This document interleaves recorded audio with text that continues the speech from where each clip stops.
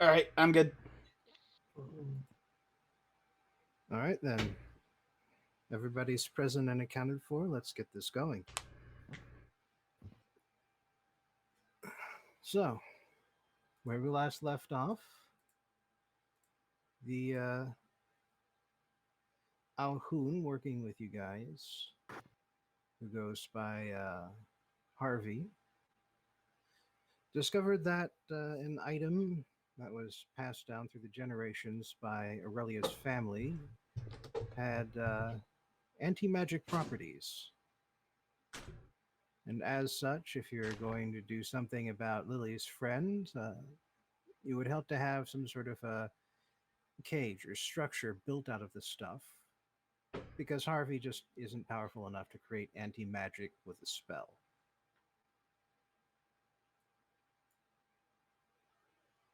As such, you've piled into your new spell jammer and crossed the ocean, at which point you encountered an unusual traveler who first appeared as an albatross, then revealed himself to be a dragon. And he was actually pretty nice, which was a good change of pace for you guys, since up until now you hadn't realized that dragons could be nice, nor that they could come in metallic colors, even. Some people Besi- are wearing the skins of the lost ones. Skins and teeth, mind you. Mhm. As such, you had a pleasant conversation about the nature of the world that you live on, and you got the recommendation to stop by the northern side of Colania, the continent from which the iron rod came. A place of mystery, with filled with people with dark skin and strange ships that belch steam instead of catching sails. The north side is likely to be less inhabited, and thus the rather xenophobic people shouldn't be too much of a problem, at least comparatively. At least if you try to land your vessel right in the middle of one of their main ports.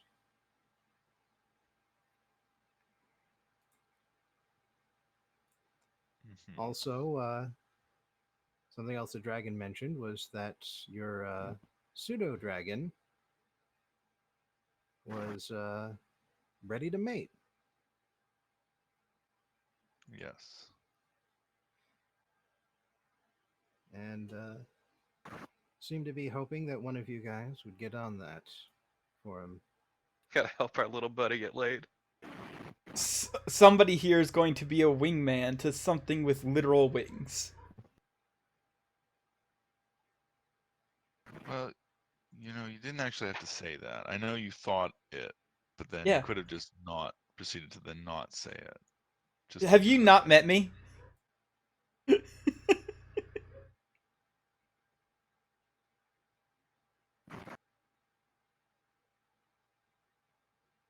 All right.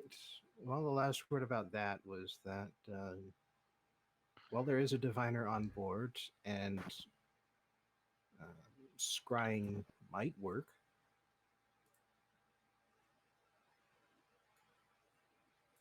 So once this Uh, shift ends, what happens then?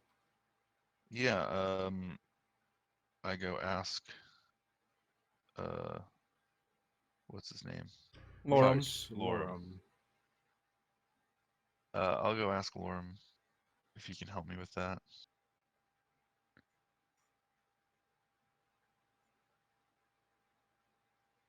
Hmm. So you want me to find another pseudo dragon? Yes. Well, and yes, that joke has been made. Well, just finding a random creature. There are spells for that, but they only work in a certain radius. It's relatively short.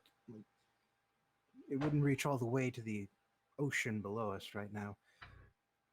The scrying could work, but that's only for specific creatures.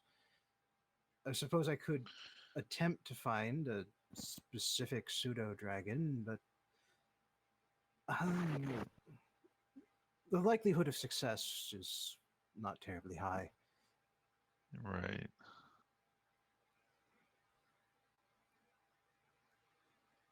All right. So it's a no then. Well, it's intriguing. I don't have too much else to do on this ship. I'll give it a try. It's Perfect. intriguing helping our little buddy in his pursuit of ass.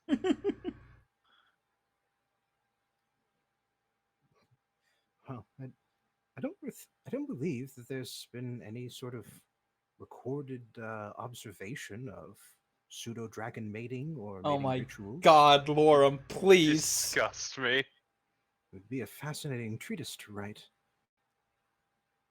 Or, hey, guess what? You could ask your fucking druid friend who has a spell called locate animals or plants. Oh.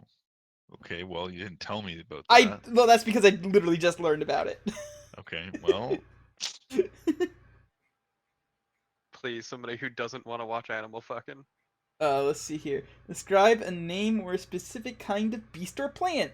I can find any creature or plant of that kind within 5 miles of any are present. So, when we get to the mainland, I'm thinking, or at least closer to food sources. Please, you doing this would make me feel infinitely less gross. Yes. Really? Well, I hadn't realized. I'm familiar with other location spells. I hadn't realized that the druid version had such a long radius. Yeah. It says right here in this fucking spell description, 5 years. What the 5 miles? What the hell? 5 years. Yeah, 5 years. I could. It goes out for 5 years from point of flight. So find every pseudo dragon in the world. I guess that's a second level spell. I guess I'll cast it. There, aside from It's also a ritual, which Oh, means that you can just keep on casting it. oh yeah, that's right. You mean like 10 minutes and I could do this shit? Hold on. So yeah, so I cast it as a ritual. And aside from our little buddy here, is there any other pseudo dragons within 5 miles? All right. I'm gonna have you roll percentile dice. Okay. It's not gonna be terribly likely, but pseudo dragons are kind of able to cross the ocean like the albatross, Right. so there is a vague chance that it could happen. 61. 8 away from being nice. Not today. Okay. Nope. Sorry. I'd like to think that the only thing that would have resulted in success would be a 69. Now, That would be appropriate. can't mate with a 69. You don't have to do a training mate. Well, actually, you do. You, like I said, the pseudo dragon was very graphic about his desires. Right. Okay. I look at the guy and I look at my little the pseudo dragon and I go, sorry little buddy, not today. Give it time. Just for expediency and to cover the whole journey. Mm-hmm. Roll 4 more times. Okay. Doing It's gonna- it for the nookie. I'm just gonna do 4d100 real quick. Nope. Alright. The ocean is Oh. vast. You just weren't lucky this time. Alas, we cannot get our tiny friend laid. I mean, they're probably more land-based creatures anyway. So maybe when we get to land, we'll find something. Speaking of which, it's time to move on to the next phase here. So, the journey in total takes about 2 months, and that is a rather long time to spend crowded onto a single ship. But at the same time, a month and a half's journey is what it takes to get you from one end of the continent of Karosdak to the other. You're crossing a much vaster amount of water to get to Kolania, which tells you just how much faster this ship is. As recommended, you skirt the continent well away from the land.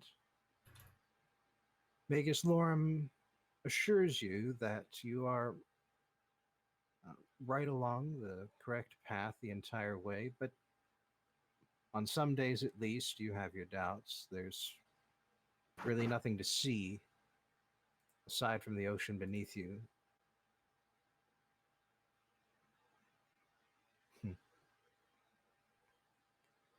Until at last, the day comes when you get to see something else. At first, it's a few distant peaks that sort of rise up from around the edge of the water on the horizon to the south. But as you slowly approach, you see more and more lands enter your view beneath it. In front of the mountains is a fairly long plain, although the mountains are relatively close to the ocean beneath them. It's sort of like there is a flat plain between them and the water that's only a few miles wide, although in some places it does get wider. And it does seem to extend around past the mountains to either side. One advantage of coming in from above is that you get a much broader view of the land beneath you than you would if you were coming on the ocean itself.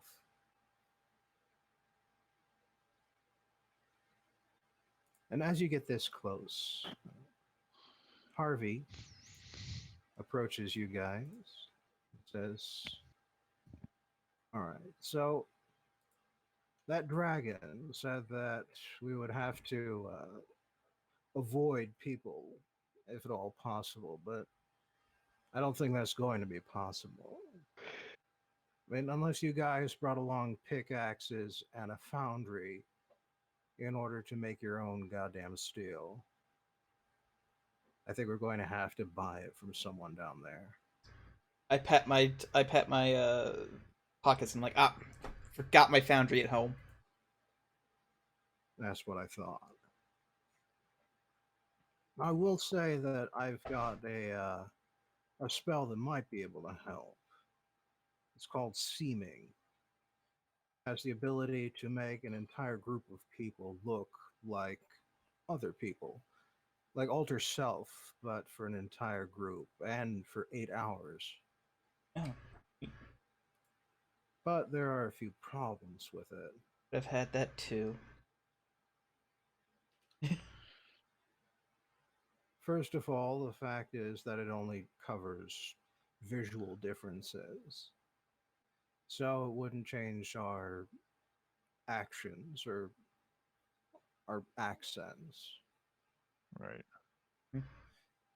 And second is that it only lasts for 8 hours. And I can only cast 5th level. I can only cast spells that powerful so often. Almost Almost broke the. displayed his knowledge of the mechanics Yeah. there. Yeah. I only cast spells that powerful so often. If I'm casting Seeming, that means I can't cast something else equally powerful. And then there's a problem that I don't know what these people look like. I've never seen them myself. Right. So I There's don't know also what the- the hell to make you look like. There's also the question of their magical resistance. I don't think that would be relevant in this case. Well, does it affect magic while we're on the ground as well? That's the question.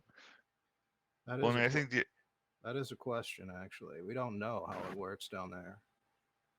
oh, I see what you mean. Like Yeah. the actual. Oh, okay, yeah. Yeah. If magic is derived from a certain point, there might not be any points down there. That could be hazardous for a number of us. Yeah, speak for yourself. I won't need to. I got my fist. For others, it might be a risk. Right.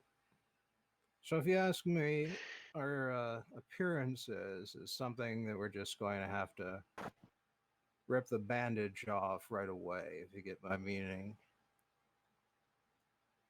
Hmm. Better to just stroll in as strangers and answer the questions straight out. Right. Oh yes, I look forward to the questions personally. Well, perhaps we start off small. Greetings. you. Show us to your magic resistant iron. If we encounter a small group, try and make peace with them, and work our way up from there, perhaps.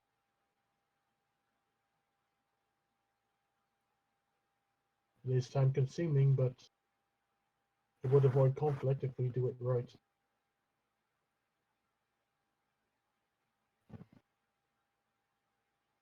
I have my doubts on that conflict thing. Well, again, we don't know what these people are like at home, so it could go either way, but that's why I suggested a small group. If they turn out to be hostile, then we can better deal with them. Better that than a city.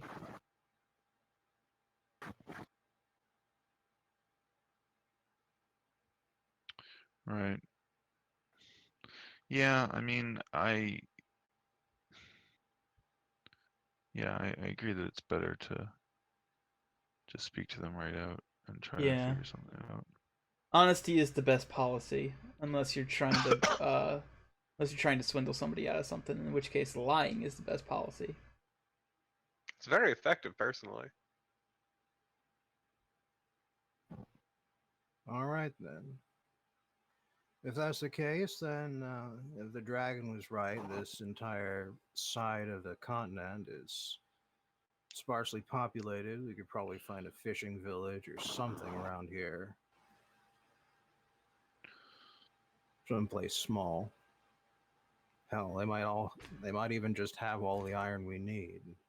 We can get the hell out of here. Hey, real quick, Somehow I doubt it'll be Tiamas. that easy. Tiamas, is there something going on with your mic? Because every once in a while I get some like white noise coming from you.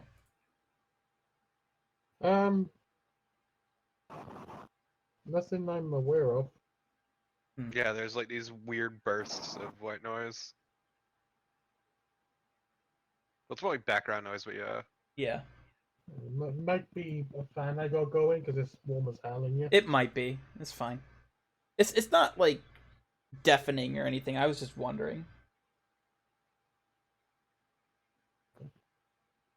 I'll keep an eye on it, but yeah, Okay. probably just my fan. All right. So as you approach the continent of Kalania, The Yeah, I gotta look up continent my- of, oh god, I forgot my own setting. Yeah, the content of that thing with the name. I gotta look up my own made-up names too. Fair enough. Right. So as you approach, the soundtrack kicks in. I don't know, I liked my song more. Hold on. I didn't play your song for fear of being struck with copyright strikes. I know, you didn't need to. The song I linked was the Nookie. Oh, okay. Alright. Very nice music. I like it. The strip of land as you approach turns out to be fairly uninhabited. Looks like these might be prime fishing grounds, but without any potable water sources nearby, there's apparently nobody interested in setting up a dock or a ship around here. And so you have to cross past the mountains, which are relatively small compared to some of the ones you've been on before.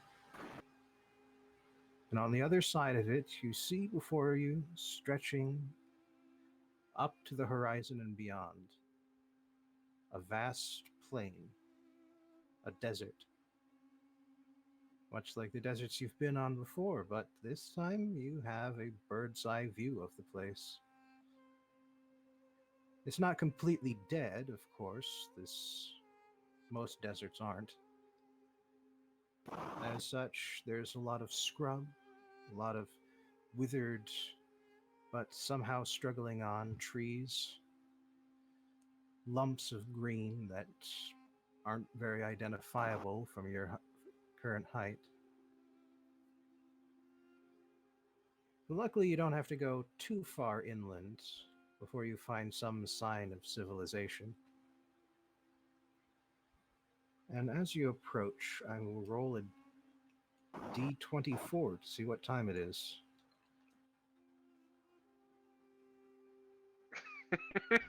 Well, at least you know It's 24 hours. midnight or noon, one of the two. I assume it's midnight. That's a 24-hour clock. Yeah. Bet it's midnight. Hit the shores in the dead of night. You spend all day and then all night searching.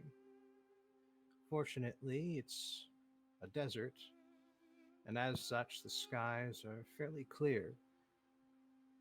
By a pale moon and bright stars, you can see quite a bit of the ground beneath you despite the setting of the sun.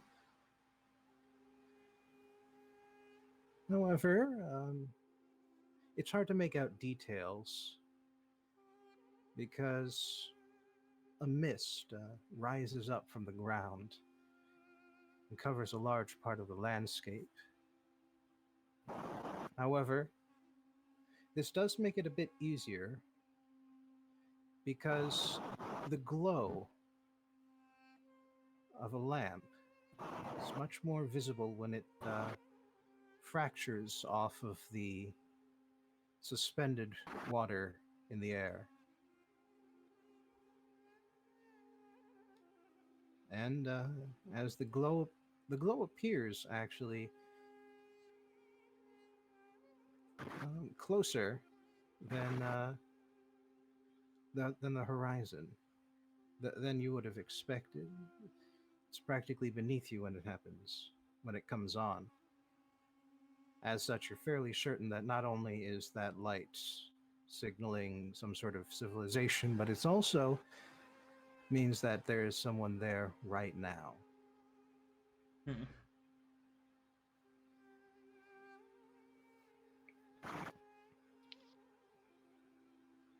So you could potentially park fairly close to the light. With so much mist around, it's unlikely that anyone on the ground can see you. However, you would also have trouble getting there.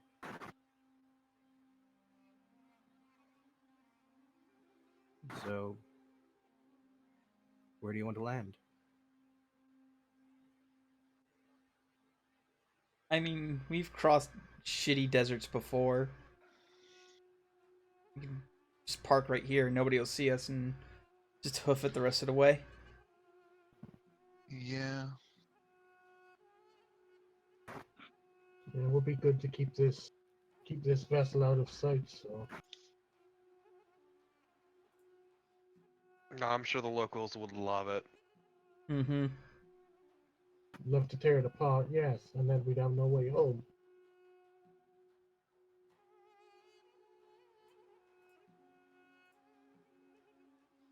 So yeah, I think that's a pretty unanimous decision to park it here. With it. Okay, so somewhat close to the light, but not too close. Right.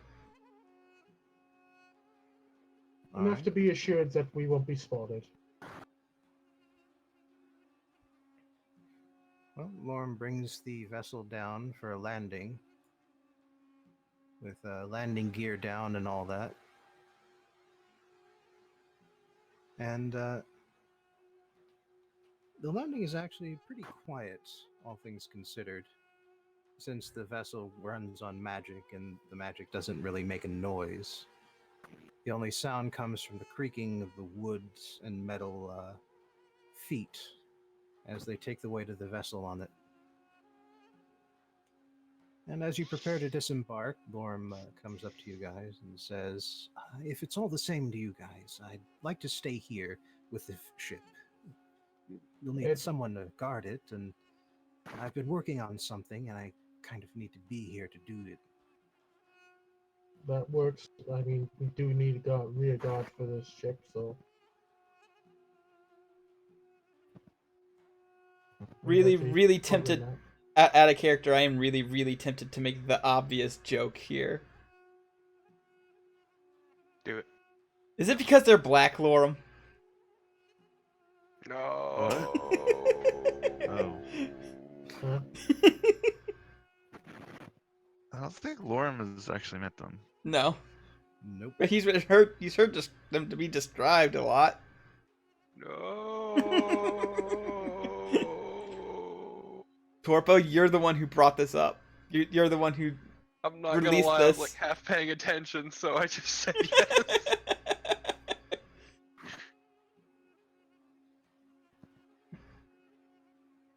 All right. Why are you like this? Well, the sailors are actually going to be staying with the ship as well. It's dangerous out there. Understandable. Yeah. All joking Got aside, some yes. Yeah, with some backup in the form of Lorem would be useful in that regard. So, But Harvey's willing to go with you guys. Cool. Sounds good. And so is Robert. Wait, should we take Robert? I think that might be a little bit of an aggressive move to bring Robert with us. Considering we know about how these guys feel about magic. Oh yeah, I mean, like this we could pass this off as a technology bot. No, We absolutely could not. I don't even know what technology they have. The technology bot, I love it. You probably wouldn't even recognize it if you saw it. But yes, okay. Robert's going to stay here. All right. Making a note.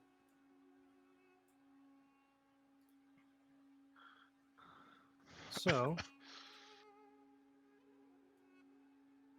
as you're walking out into the mist,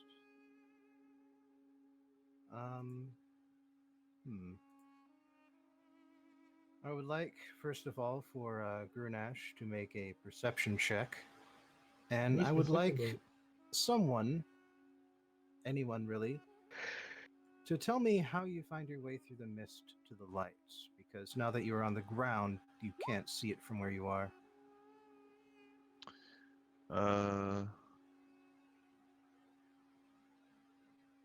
Okay. that's a roll I'll take. Well, I'll just use nature to navigate or something. I don't fucking know. Trying to look at. Yeah, what about the druid? Yeah, hold on. Give me a minute. Also, like my just keep in mind that my skills did not change just because my class changed. So I don't think my nature check is that great. But I'm looking over my spells real quick, see if there's anything here. Oh, Keep in wait, keep in mind, humans are technically animals, right? Rolls wise, I don't think so. Damn it! Wait. That depends on what you're talking about. Locate animals or plants. If it says beast specifically on that spell, then humans don't Okay, count. let me see what it specifically says. Hold on. Yeah, it does say beast or plant. Okay, so never mind on that idea. I'm like literally have no idea how to play a druid, so give me a second here. Friendship.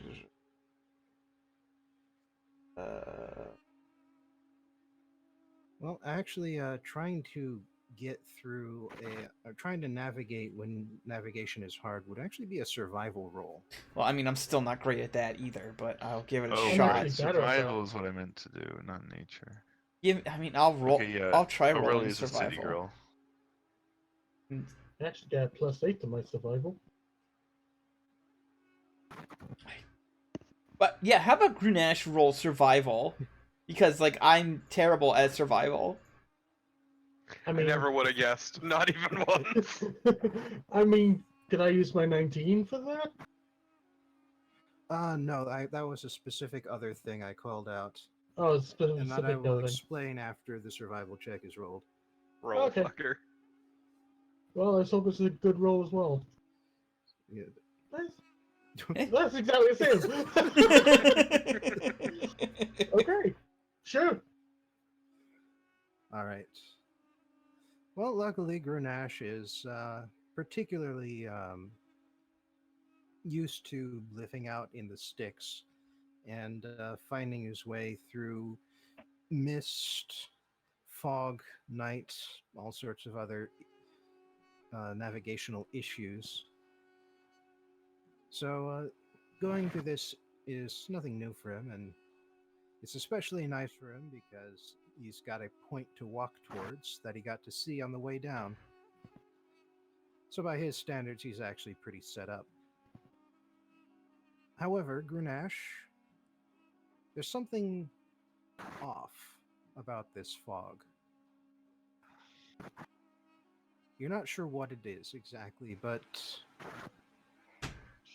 it's thicker than it ought to be, maybe. Wait, is it smog? Or maybe there's a little bit of something ominous hiding behind the mist. Oh shit, guys, we found Innsmouth. But what? I will have you know this is not what Massachusetts looks like. But at least for the moment, you're not sure what is causing this unease, and for now at least, your spear is not saying anything. In spite of this, I still ask towards the spear. Is there's something about this mist? Can you feel it? Yes. It is not natural. I figured as much. Is there a source you can identify that I cannot see? Not from here. The mist itself seems to be clouding my perception of it. It is similar to the clouds of the vanishing mountains, but not the same. Can't see in the mist because it's preventing you from seeing Jesus. Who could have seen that one?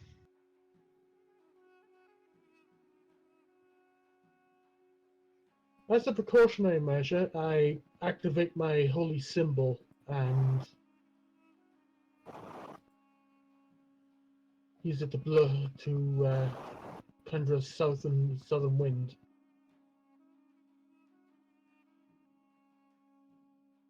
All right. You activate your holy symbol. You use a true seeing, which is good for a full hour. And it allows you to see farther into the mist than you would have been able to with your normal eyesight, including dark vision. But while the wind does stir the mist around you, It does not make it dissipate.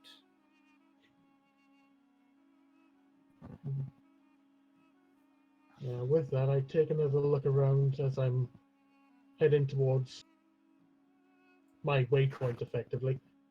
Just keeping an eye out for anything out of the ordinary.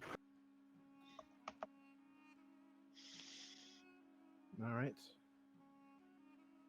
Well, despite your feeling of unease, you do make it to the town before too long and without incident.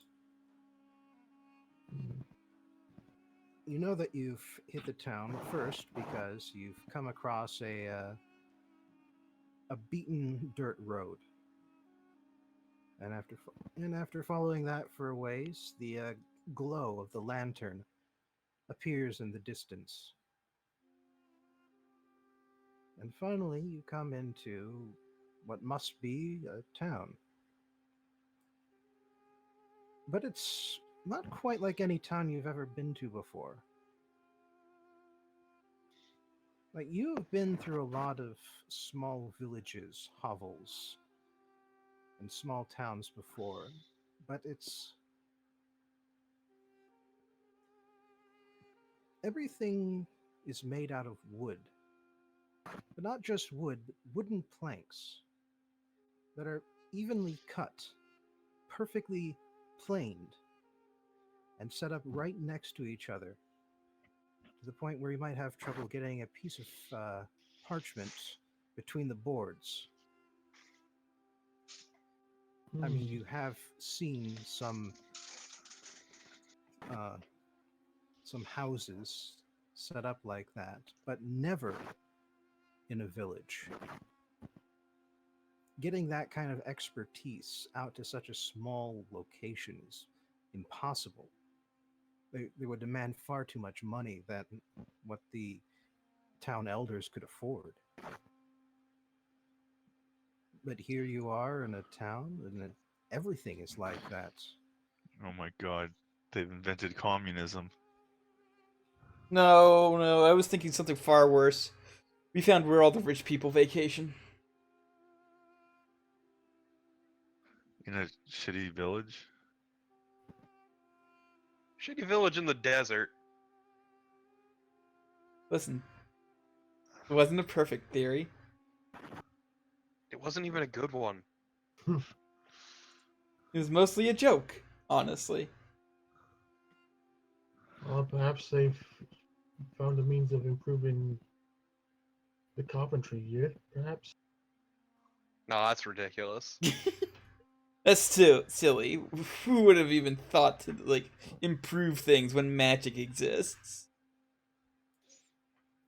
I mean, these are guys without magic, apparently. Sounds fake. I don't buy it.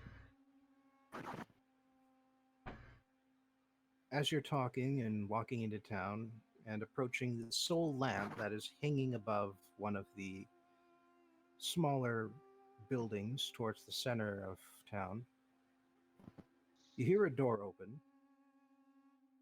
You look over, and a man runs up to you. He's got a long arm in his hand, some sort of steel club, looks like, but he's holding it at one end rather than towards the middle. He gives you all a look, and then he reaches out and pokes the person in front with his steel club. I think that would be Grunash, considering he's the one who led us through the Yeah. fog. Look at this Yeah, fucking pack of weirdos. I'll take the poke. Basically what they're thinking. Now, hold on. Did we establish whether or not these guys speak common or whatever? I don't think we ever did. We haven't tried. But also at the same time, the dragon knew common, so obviously somehow he had to know it. Yes, But but the also dragon's the also dragon is smarter. far older and more knowledgeable than us. Yeah, the dragon has Fair. traveled like to our lands. Well, Anyways. Aurelia's going to uh jump Before out you- in front. Oh, okay. Before you have the opportunity, As soon as the man pokes Grunash, he says, "You are real. Then why are you outside? Come in, quickly." Okay. Okay. Okay. Sure. I wave everyone towards the open door. No, we could hear him.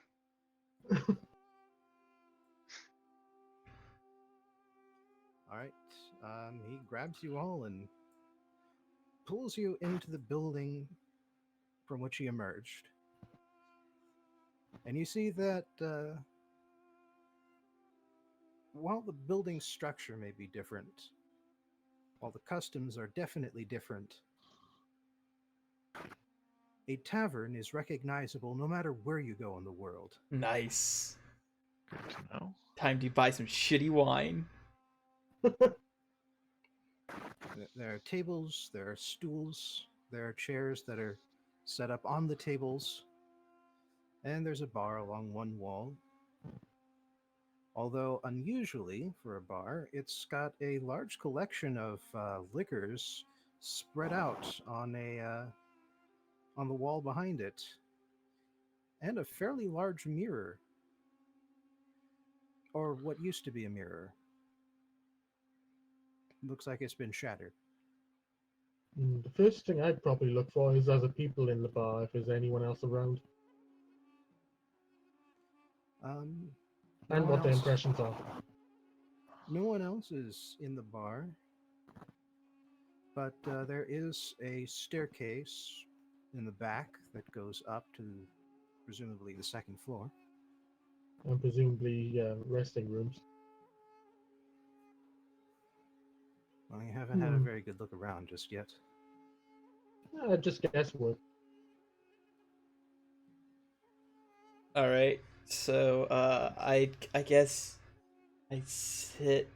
So after ushering you guys inside, the man goes back up to the door, which is really just a couple of Excuse me.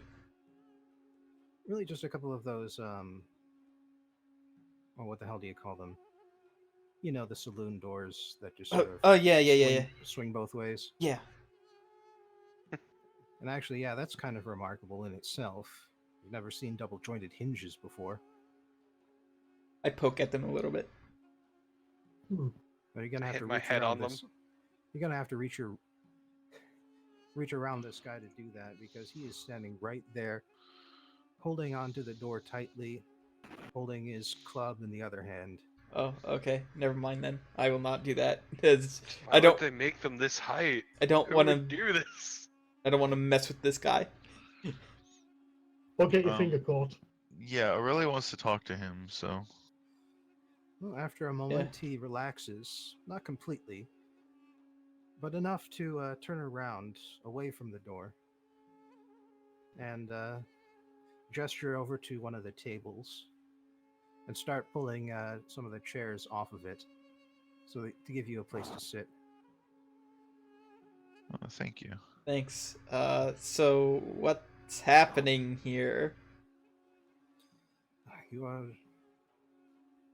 are the strangest strangers I have ever seen.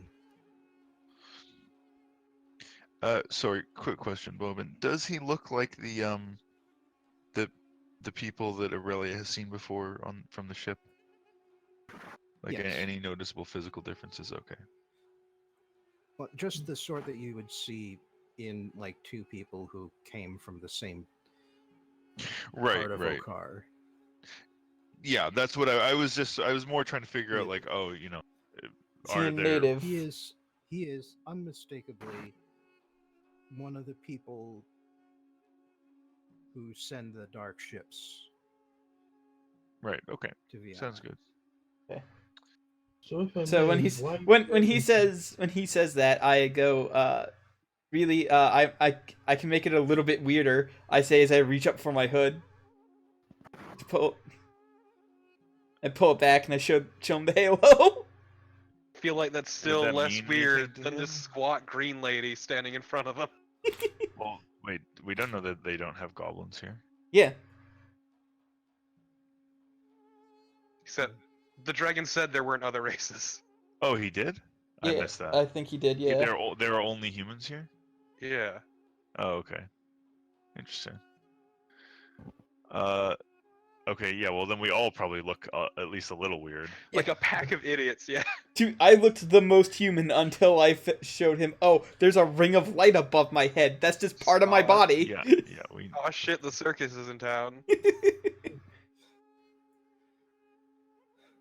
You're the strangest strangers I have ever seen, but you are physical. So I do not think that you have anything to do with the problems in this town. I was going to ask, Shit. Did why we the just walk urgency? into a town where we need to solve some motherfucking problems? All right, lay it on me, bro. Yeah, we solve problems. She doesn't actually Yeah. say that. No, it doesn't exactly like that.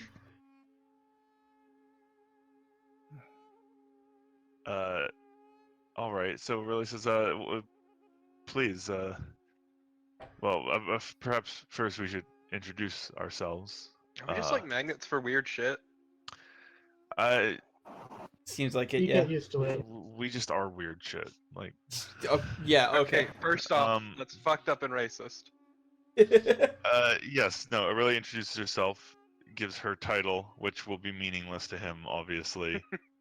But you know, It's formalities are about putting on formalities. airs. It's important.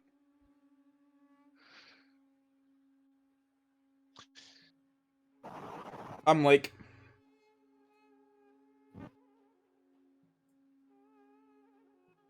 Stop. I'm Lily. Nice to meet you.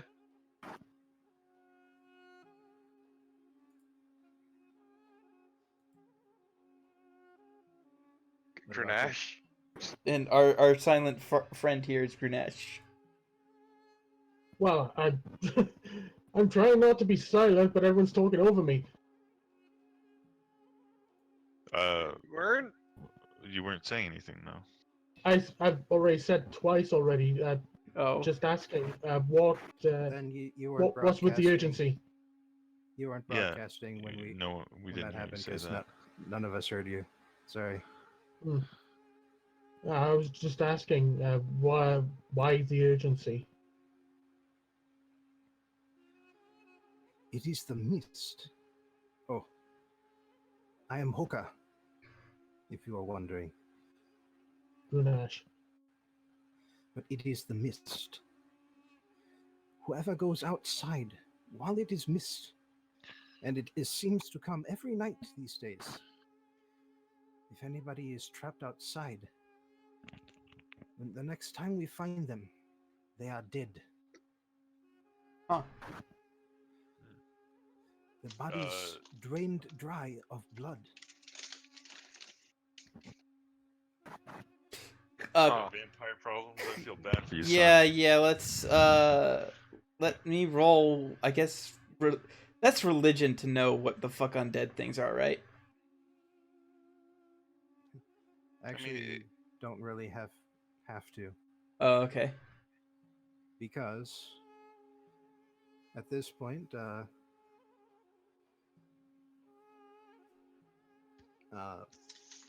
Harvey, who has been silent this whole time, speaks up and says, I think I know what the problem is. Any of the rest of you heard of a vampire mist? that sounds ridiculous. I mean, Well, let me That sounds like a magic card. I'm Right. genuinely curious to know if it, like, has heard of this shit Look, before. I'm just saying that sounds like some Nope. real magical bullshit. Aiko, sounds fake. Go on. Well, we might have heard that vampires have the ability to turn into mist in order to flee danger. Sometimes they don't make it home, but they also don't die in the sunlight. And when that happens, they lose their sense of self, become the mist, and don't have a way of turning back. At that point, they roam the world mindless, hiding in the dark places during the day and seeping out into the mist when it's night. And they do have the ability to drain the bodies of the unfortunate people who come in contact with them, not knowing that the mist they've entered is able to eat them. So we could have been eaten out there. Cool. Good to know. Not terrifying at all. I'm sure we would have been fine. I would have protected you guys. I didn't see anything out there, at least, so we were safe. Do they also scream? Scream? Yes. When the mist comes in, we hear the wailing in the distance. It comes from the cemetery to the southwest. Vampire mists don't scream, no. Wait, what about people being eaten by them? That depends on the person. Why would they all go to the cemetery before they die? It's probably the last place they'd want to go. It's because they're dying to get in. Well, maybe they want to save their relatives some work. They're both terrible.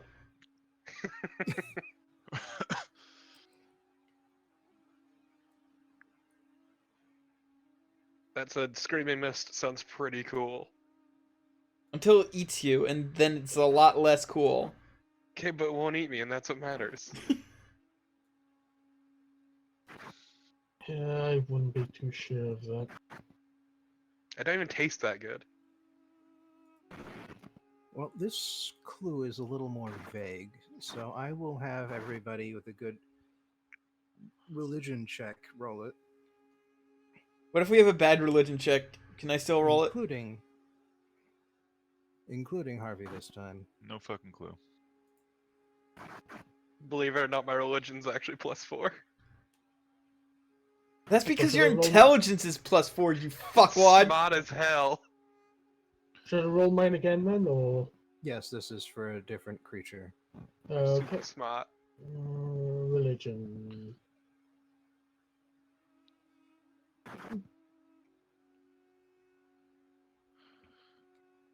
Well, both Lily and Grunash happen to be familiar with the old folk tales that if there's some sort of screaming creature that isn't real in the sense of being able to touch someone,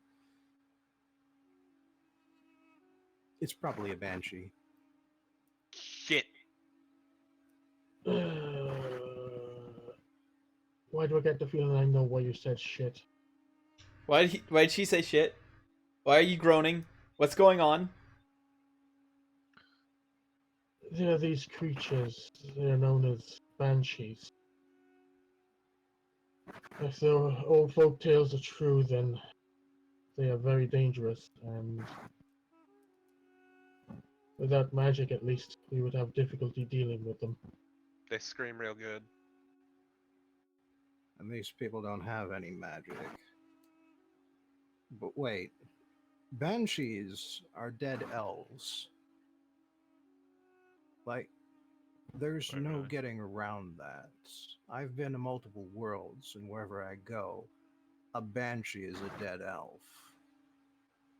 How did they get here? I don't know. We got here. We have a ship. Yeah, and the Grey Elves also get to our continent from and wherever they're from, not Okay, Russia. Somebody could be fucking with them. Yeah, Could be Yeah. a third party involved. yeah. But they don't bring their cursed dead with them. Well, Not to could've my died knowledge. here. I mean, yeah, I was about to say that was my next step in logic. What if they died here and just can't move on or whatever? I don't know how ghosts work. You, local, have you ever seen one of these before? And at that point, Harvey touches the headband encircling his hair, and he shifts his features to look more like a gray elf. Haughty, shorter, somewhat taller of stature than a human, sharp ears, longer hair, fancy robes. But the local His mouth opens and then just. He seems utterly amazed and bemused by what's going on and what you're talking about. And after a few seconds of prompting from Harvey, Boku finally just says, I have no idea what any of what you are talking about is. Okay, You know what? That's fair. that is fair. Yeah, it's some real dumb magic bullshit. So, listen. So the thing that you're dealing with is magical. We probably have more experience with magical things than most people around here. If our information is correct. I think that we would be happy to try to look into this problem for you, try to solve it. In exchange, perhaps you could give us some information. Because you seem quite friendly, and we came here from a long way away, not really sure what kind of reception we would get by your people. And so yeah, maybe if you could give us some information, help us navigate things while we're here. Would would that be a fair trade, so to speak? Roll persuasion. Just try and get through this guy's completely stunned. Pretty good. So he says, if you can end this curse on this town, then your drinks are free. I'll assume that's metaphorical and perhaps also literal. Ooh. And more to the point, I believe I've mentioned this before, but our mutual enemy tends to use creatures from the shadow realm and the negative energy plane because they're more in line with its philosophy. Uh. So I'm trying not to chuckle at the Shadow Realm. Now that you said it, I'm now thinking it. If I hate you both. If I didn't say shadow fell, then I misspoke. Said Shadow Realm. You said Shadow Realm. Please Right. don't banish me there. We're gonna go to the graveyard. We're gonna meet fucking Seto Kaiba. Yeah, time for fucking card games in the graveyard. But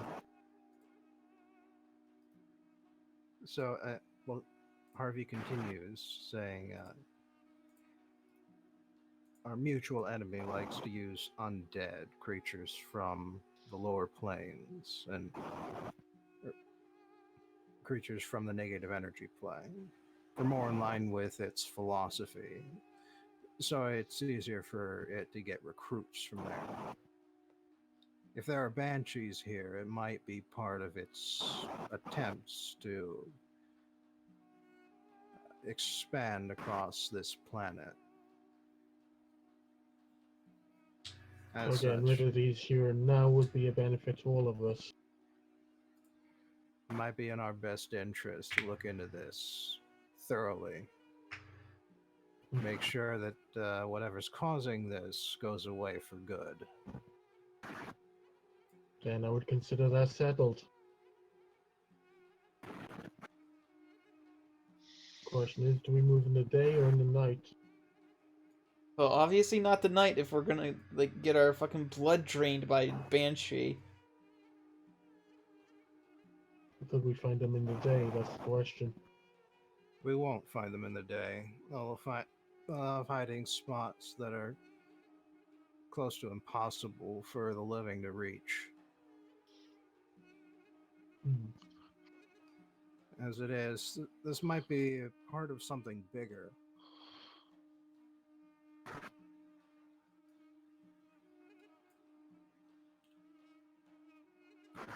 And what's the idea then, guys? Do we set out tonight or? I mean, we're not doing anything tonight, I guess. Sleep is for the weak, I suppose. I don't want to do that weird fucking thing that you guys keep saying is dreaming. Weird. I keep wrestling the snake. Sorry, you're such a fucking coward who can't handle Yeah, a euphemism. We don't need to know it.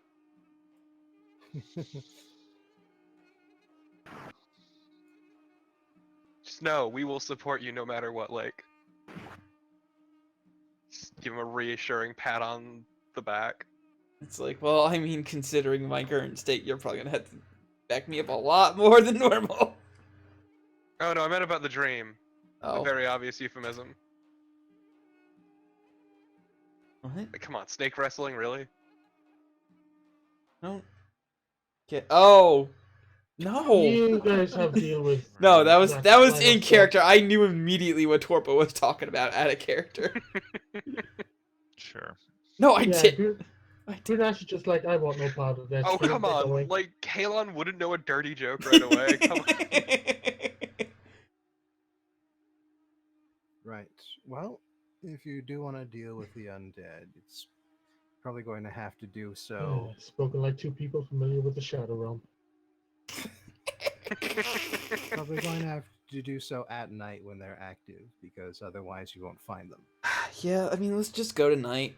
We don't have anything to do. Sleep is for the weak.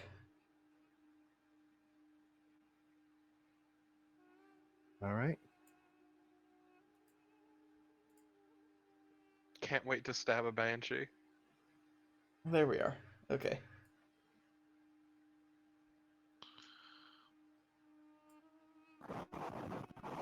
So you do get some basic directions for the town. And as you leave, you do hear a wailing start up from the southwest. Wailing, that's weird. We're inland. Hmm.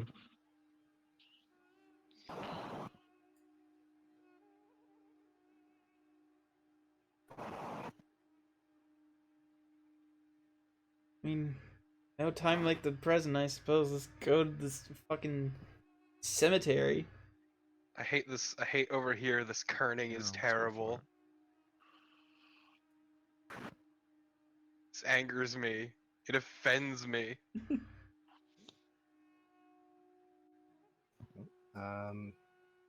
If you will move Okay. your pogs out onto the main street, Uh, so you can begin. I'll take points. Oh, Main heading Street. outside. Huge. Yeah, this map is ginormous. Yeah, let's zoom the fuck out, baby. Yeah.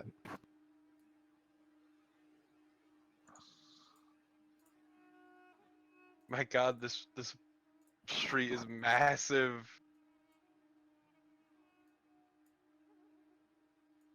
It's like 30 feet. That's like a highway. Are they inventing fucking cars and I-95 and this shit? What? It's wide enough for two carriages to pass along the road without colliding. Fancy ass people with their smart street planning. Two carriages sitting 5 feet apart, so it ain't gay.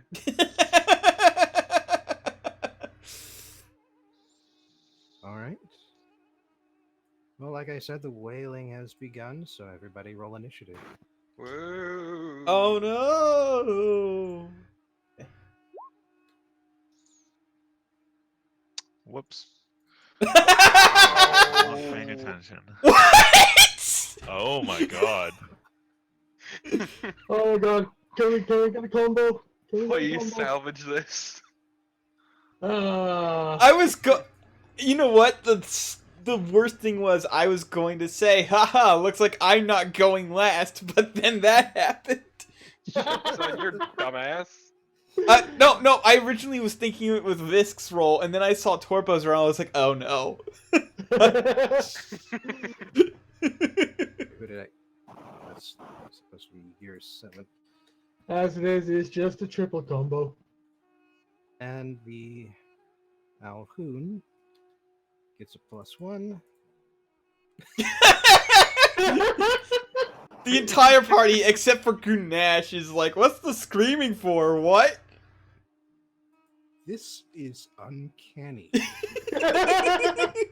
Meanwhile, Gunash is like, oh, I've got a lightning bolt ready for this. I think this is Guiding cursed. bolt, rather. I think we've got cursed dice. This is just. Well, I guess it makes sense for the cleric to be the one who's prepared for this.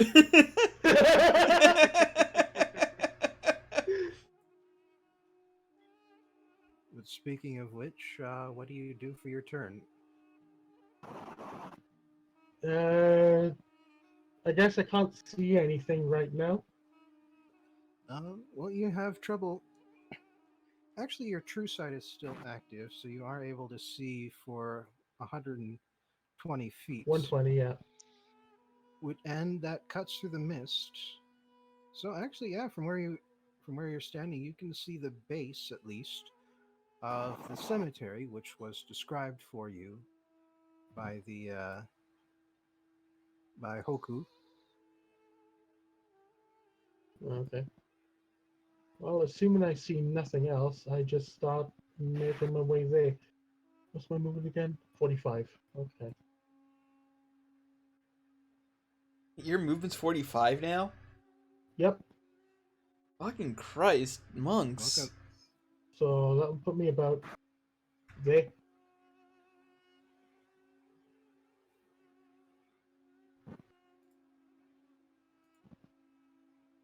All right.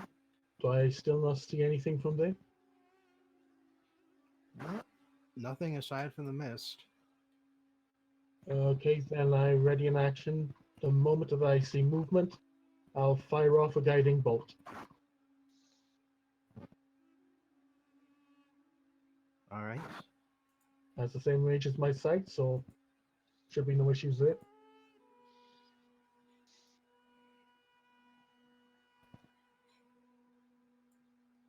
And let me just double check.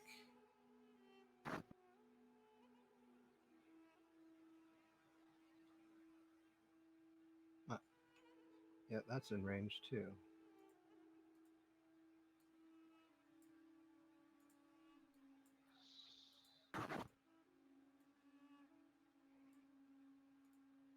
All right.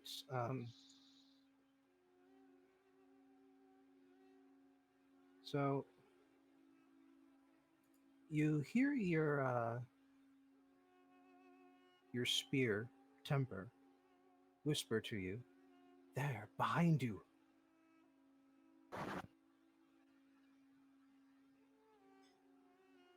I turn around.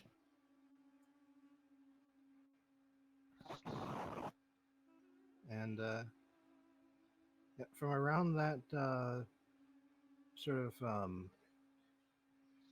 pillar, natural pillar along the side of the road, you see a body of mist that moves with intent.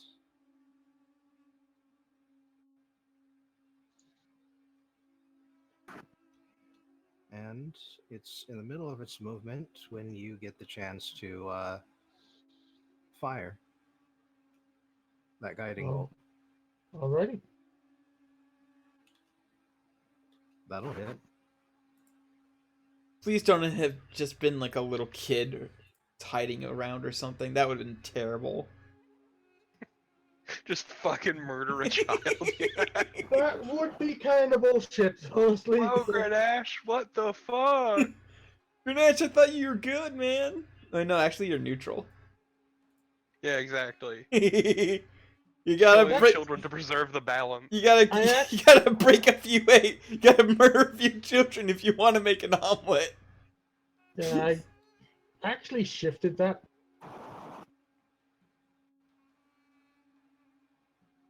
I actually shifted that alignment a while ago, so. Oh, okay.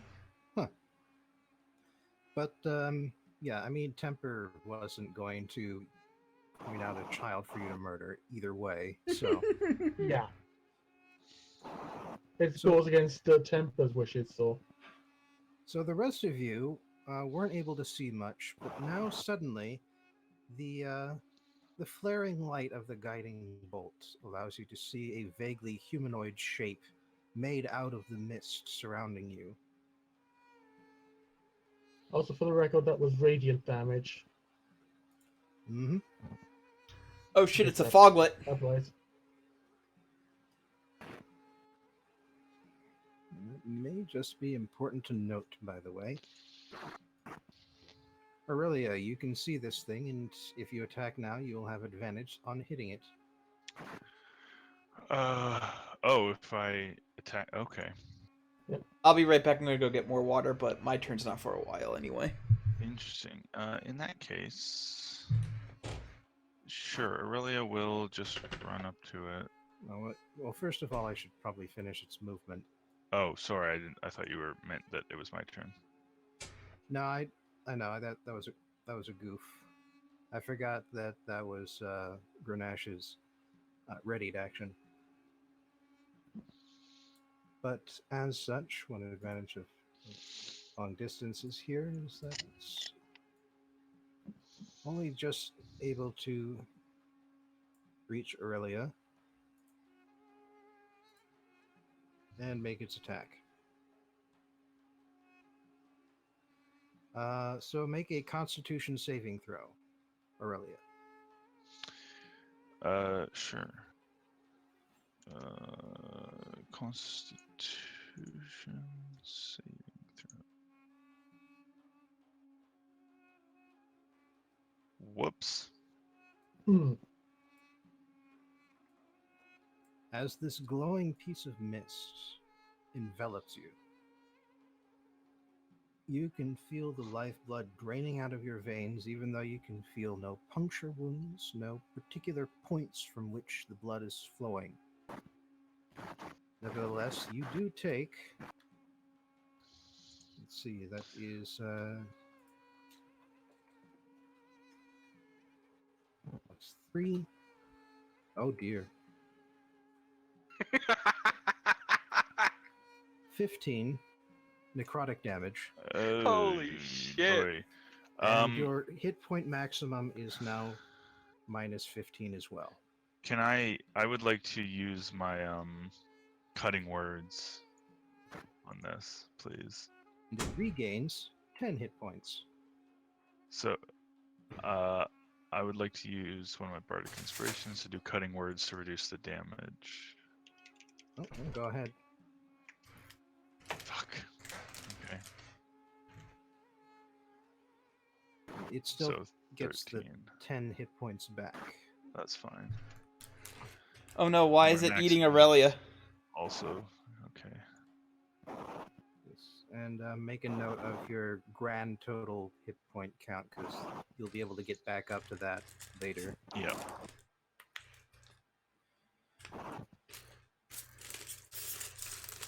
But yes, it is still glowing, and it is occupying your space, but that won't stop you from being able to hit it with something. Yeah. Let's just sword that baby. Because you said I would get advantage, right? Yeah. Yep. Guiding bolt. And this doesn't seem that tough. It's what you're guiding. What are you guiding, stranger? Excuse me? You heard me.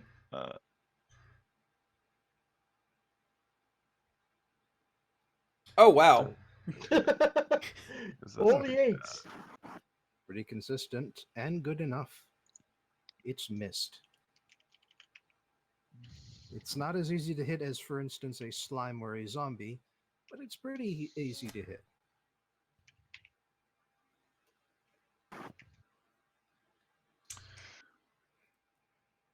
All right, and yes, both the magical damage and the fire damage go all the way through, knocking it down by half its current hit points. Dang. So that used up your bonus and regular action in order to activate the weapon. So Lily. Oh boy, it's in melee range of Aurelia. Isn't this convenient? Dang. It is. She is within 5 feet. 0 feet counts. Yes, exactly. On top counts. So I'm going to activate Prodador's Light with a bonus action. And then let's see numbers. Yeah, that's the word. Numbers are good. Number go up, number good.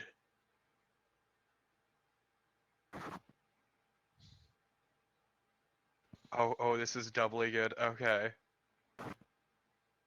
So I'm assuming that hits. A 16 hits.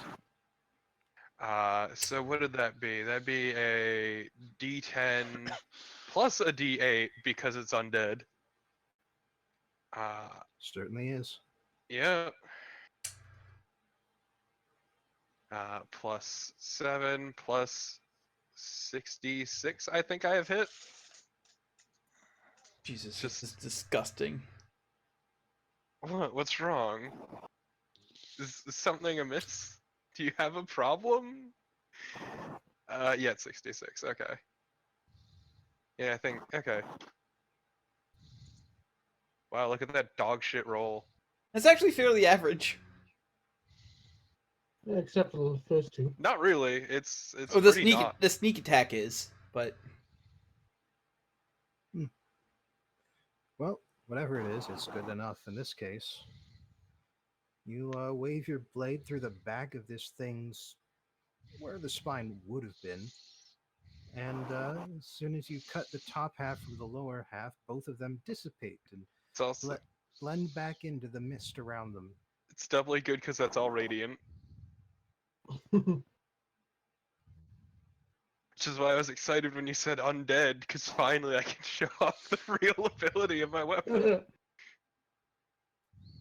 You're right, So Aurelia. how does losing the maximum hit points work? Like, how do I get those back? Is it long just, rest, like, I think. Rest? Okay. It is a long rest. However, you die with no questions and no saving throws if your hit point maximum hits 0. Right. Okay, that makes sense. All right. Well, for Harvey's turn, he's going to say, "Well, shit." That happened. And he's mostly got combat spells. So he's going to cast Detect Magic on himself, just to give himself another way of being able to possibly spot these things. And then move 30 feet to where that blood mist began.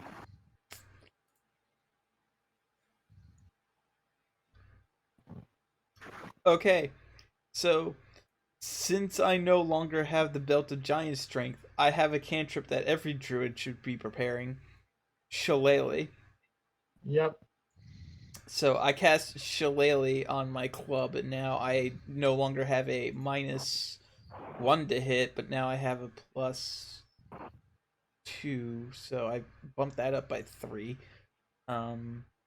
And also my club counts as magical for the purpose of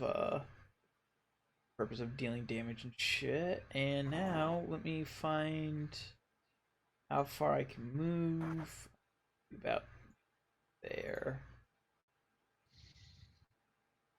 And that's basically. Wait, what kind of action is Shillelagh? Probably an action. Hold on. Yeah, I think it's action. You think it's action? Well, then that should be my turn.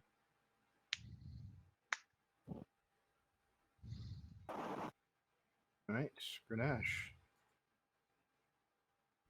Oh no, Shillelagh is a bonus action. Yeah, I just looked it up, so I'm gonna move another 30 feet somewhere.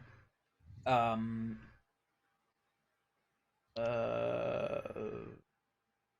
there. Right. Try not to get ahead of me. Don't know where these things could be hiding. I don't think I really can get ahead of you, but okay.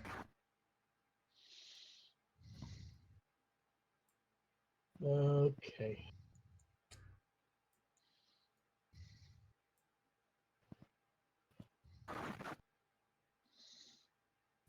As for myself, I start the movement walking up the path.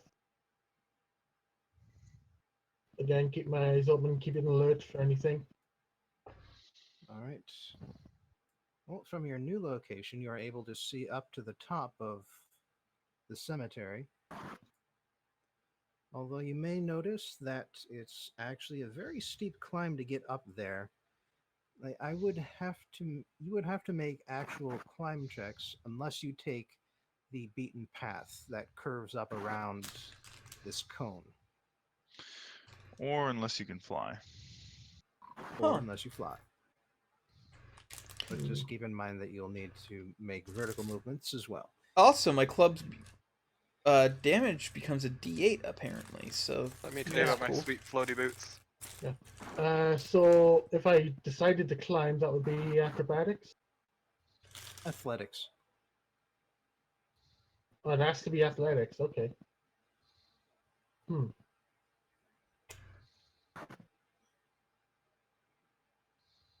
Okay. Well, unless I see something of hostile intent, I just do the same as before. Ready in action to fire a guiding bolt the moment I see something hostile. Well, you can make a perception check as an action. But then I can't attack. That's the only thing. Yes, but you would be able to spotlight locations for your allies. Hmm. Okay. Perception then.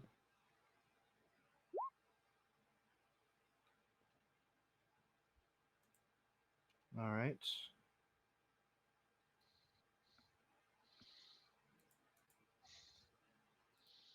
Between you and your spear, you're able to notice that there are two of them on the roofs adjacent to you.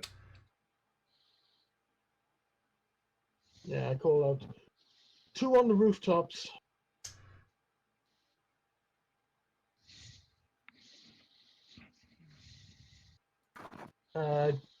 Do also prepare a bonus action if I may. Uh, Um, you can only prepare a regular action. If you have well, a I bonus action, I you mean can to use use it. one. Yeah. Yes, you can straight up Uh, use a bonus action. That's fine. yeah. I place Shield of Faith upon myself. Raise my AC up. All right. But you do remember that its attack is a Constitution save, though. There could be other things that attack that don't require Constitution saves, so just being prepared. All right. Plus, it's the only bonus action I've got, I think. No, you've actually got a whole ton of stuff you can do with your monk abilities.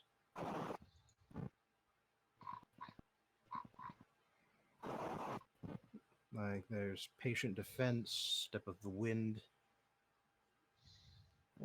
Neither of those would be as helpful in this situation either. So Yeah, but they might come up, so it's good to know about them. yeah. So let me measure some distances here.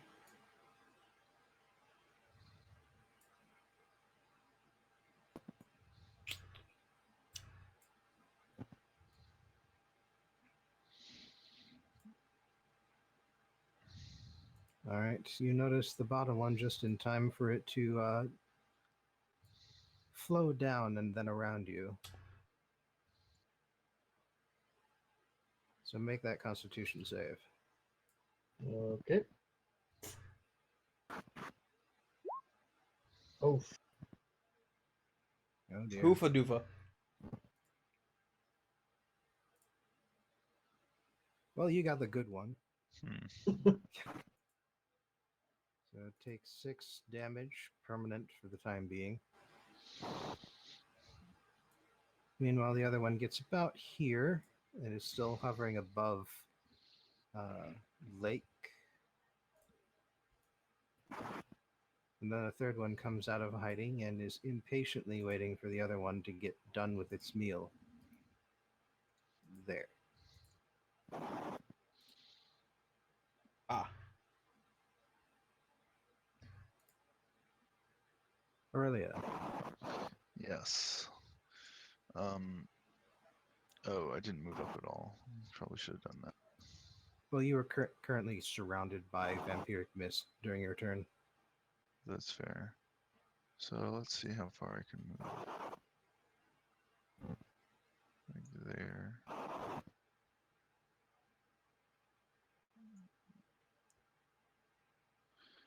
Um,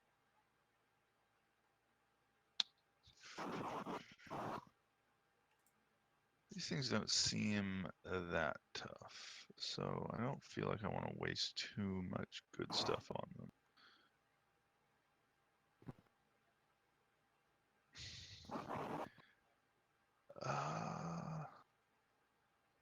Dissonant Whispers is 60 feet, so I can hit that one near lake with a Dissonant Whispers, I guess. Sure.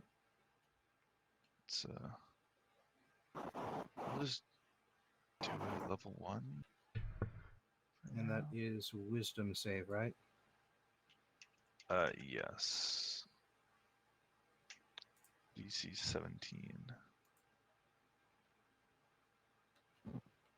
Sure enough. Roll your damage. Nice.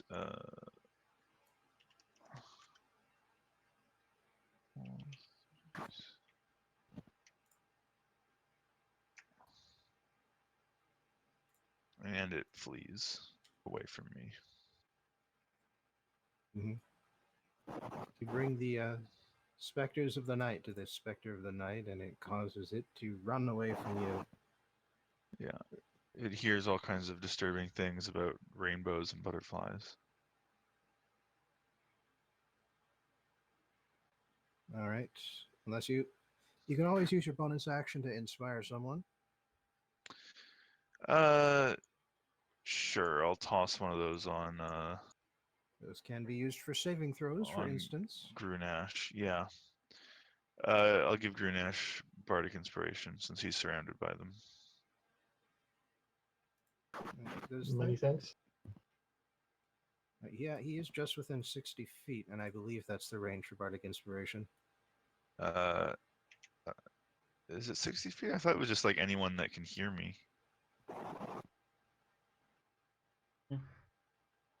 Hold on. Oh, yeah, no, it does have to also be within 60 feet. Oh, okay.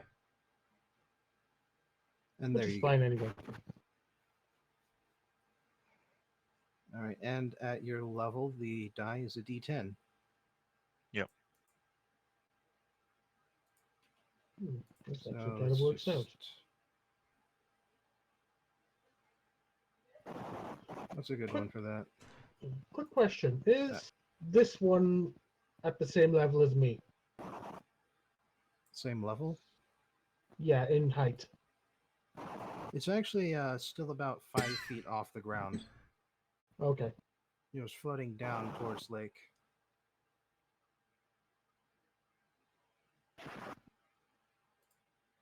Lily. Oh boy. Wow, everything is so far away. Yeah. Just, oh Jesus, I would need to burn an entire turn. Hmm.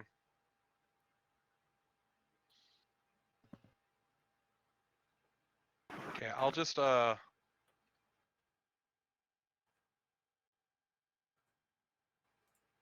I'll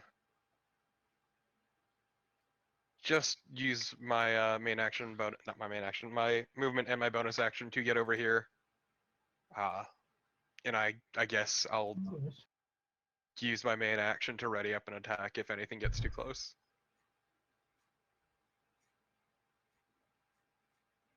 All right.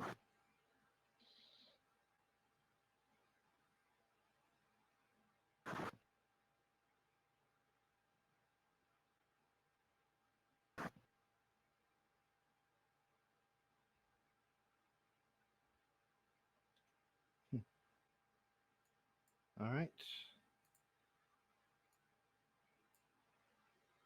So, Harvey moves 30 feet, squeezing in between the pillar and the saloon. Oops. And seeing that that all of the mists seem to be coming out from towards the cemetery hill, he sets out an Everard's black tentacles. Little on the nose, don't you think?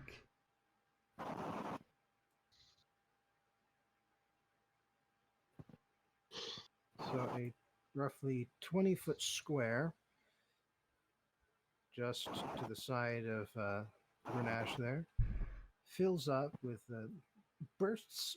A bunch of black tentacles burst out and start wrapping themselves around anything and everything they can reach.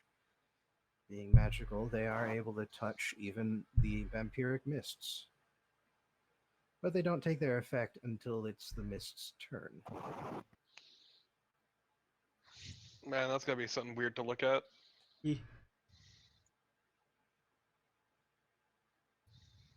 Yep, just this field of black tentacles riding up the side of this tall hill, flailing around. You can barely see it through the mist. It just looks freaky as hell. I meant that also the fact that it's just hug and mist. Yeah. Alright. Hey, this fucker's gonna eat a goddamn moonbeam, so it needs to make a, this, and by this fucker, I mean the one that's damaged that was trying to hurt me earlier. Because Yep. fuck it, nobody tries to hurt me. I'm great. So it needs to make a Dexterity. Constitution. Alright. And it takes 2d10 radiant on a failed save and half as much on a successful. So either way, I'm dealing damage to a 2d10, and that is radiant, by the way, in case that is mattering, which I don't know if it is or not, but I can't see what damage I'm doing because my cat's butt is in the way. Get out of here, cat. Okay. Well, it takes the damage. Okay. And the moonbeam exists on that spot. Mm-hmm. I think if it when a creature enters the spell's area for the first time on a turn, or starts its turn there, so, oh, hey, has to make another Constitution saving throw when its turn starts. Fuck you, in particular. Oh, that's gonna work so well. Yeah, it's not gonna have a good time. Well, in that case, I think this damage would only have happened on its turn anyway. Okay. So we'll No, just say that that's an advance. Okay.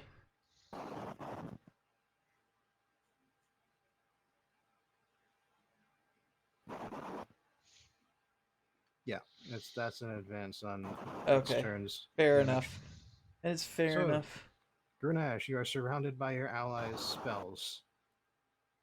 Yeah, Oh, I can move it back off a little bit I here. can fucking move it 60 feet in any direction.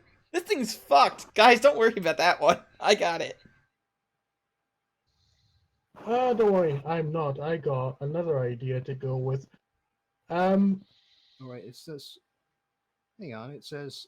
Enters the spell's area for the first time on a turn. Or starts its turn there. Actually, it does get double damage for that first shot. So I'm just gonna go ahead and roll the 2d10 now and probably kill it. Yeah, it's dead. Just ignore it, guys. It's done. You could still save. It could. I mean, if you want one better, I drop concentration on the Shield of Faith for the sake of casting Spirit Guardians. Ooh. Spirits float around you up to 15 feet away. If you are good or neutral, they appear angelic or fey. When you cast the spell, you can choose unlimited creatures you can see to be unaffected. That would be the party members. An affected creature's speed is halved in the area, and when it enters the area for the first time on a turn, or starts its turn there, it must make a wisdom save. On failure, the creature takes 3d8 radiant damage. All right. And what is your DC? DC is 16. 16. I've been rolling terrible, but I made it this time. All of them saved. All of them save. Well, it takes half on success, so So I'll roll still damage. roll damage. Yep. Yep. Roll damage once, and each of them are affected.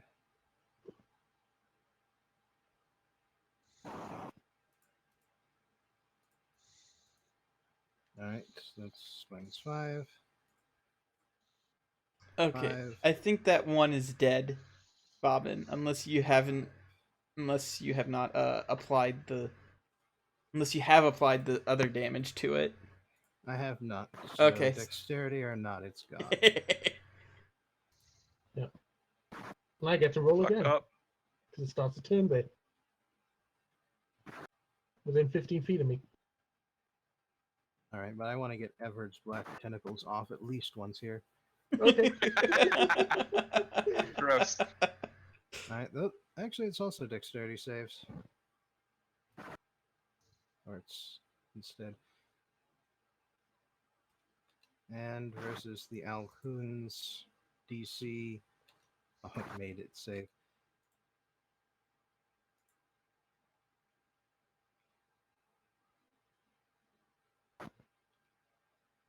So actually, yeah, the mist sort of disperses itself and avoids damage entirely. It's not a half It's not a half damage thing. They're like mine. The Everts, I mean. Hmm. As for your thing, they both failed. So roll your damage Excellent. again. A little bit better this time.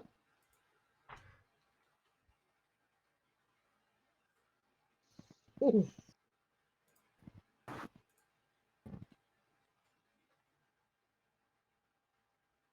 That was a bit more chunky. Yeah, these guys are a little bit beefier. Or one of these guys is a little bit beefier. So it envelops you again, so make your constitution save. Alrighty. And remember that you can apply the bardic inspiration die after you roll, but before you get the result. Yep.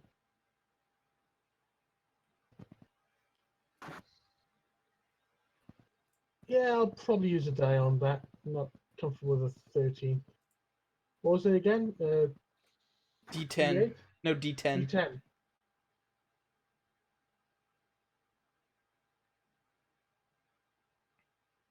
All right. This time you concentrate on keeping your precious juices inside of your body.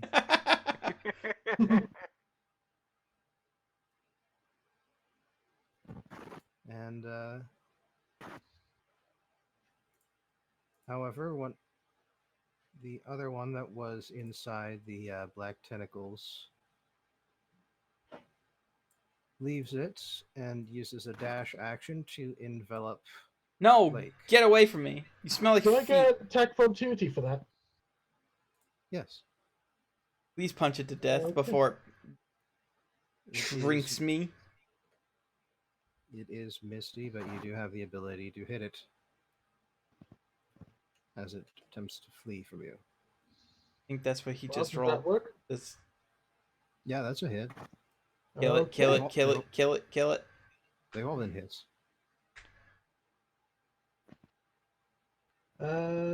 Just make sure I got this right a minute. Okay. Oh, I think it's still enough, though. I hope it's still enough. In this case, it's still enough. Thank you. So, as the other one looks for a fresher target that isn't resisting its sibling, Other one. Oh, okay. and meanwhile, let's see here.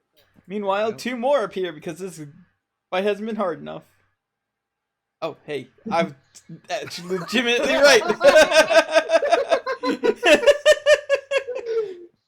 Stop calling these things out.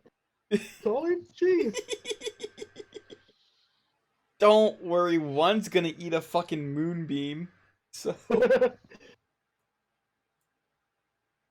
You're really proud of that now you realized how useful it is. yes. I didn't know you can move at 60 feet. Holy shit, that's so good. It is a space laser. It is the druid space laser. Just congrats on your sweet orbital laser. Guys, it turns out I still shoot lasers. I just can't do it while invisible anymore. Okay, shoot but I them have a from the laser moon. stick. What's your point? I mean, you also shoot them from the moon. Just wave my laser stick around Wait, and makes holy shit, copyrighted this noises. is literally a mini Death Star beam. Alright, this one has to roll for dexterity. Fails, so it does get trapped by the Everett's tentacles. Finally. But Kalon, does your moonbeam make sweet copyrighted noises Uh, like my Sunblade does? Yes, it does, because mine is the Death Star beam, so it just makes whatever sound the Death Star makes when it fires its beam. I can't recreate I that think noise. it's more of like a cacao. Also, that one moves within 15 feet. So that's going to make a wisdom save. Idiot. Fair enough. Well, any sort of semblance of intelligence died with the when it failed to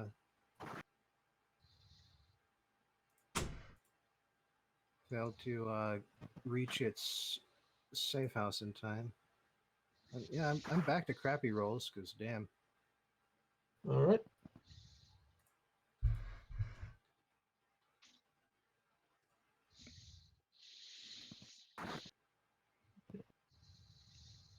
All right, that it dashed to get that far, so Okay, so and this one's one's restrained. pretty much done for, I'm thinking. Yep. Aurelia, Yes. Okay. Move up another 30 feet. Hmm.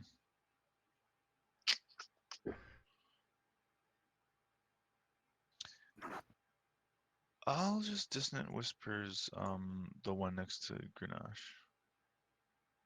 overlapping Grenache or next to Oh, just over. Well, yeah, the one that's within range of him, One top that of is him? eating on him top of him. currently.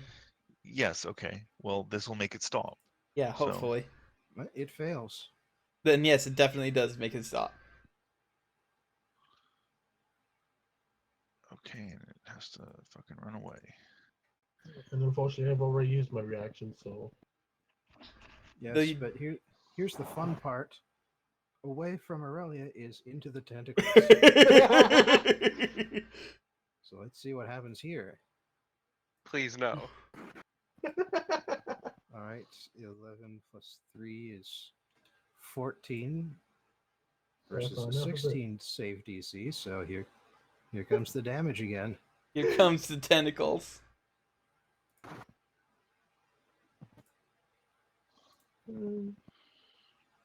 Not quite enough though. Oh. It's grabbed, but not quite out of it. Yeah, but I think at the start of his turn, it takes 3d6 damage no matter what, so I'm pretty sure it's dead. Yeah. Yeah, the creature just starts his turn in the area and is already restrained by the tentacles, takes 3d6 bludgeoning damage, so it's fucking dead. All right. If you want to burn another inspiration, it's free now because Grenache used his. No, I think this fight's wrapping up. I'll save it for later. All right. Fair enough. Lily. You know what? Everybody's getting the good kills without you. I know, it's sad and frustrating, and I don't know how to feel. So I'm gonna chill out over here in stealth. Okay, roll that beautiful stealth roll. You know I will. All right, noted for later. And that's on an 8. And I'm gonna shoot this fucker. Alright, gonna swap out to your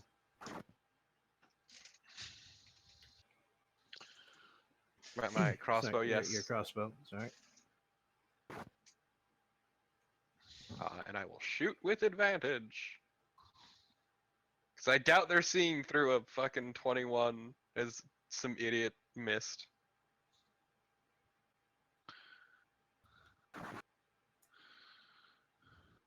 Yeah.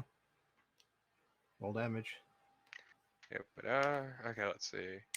D8 plus 5 plus Nah, that's excessive. That's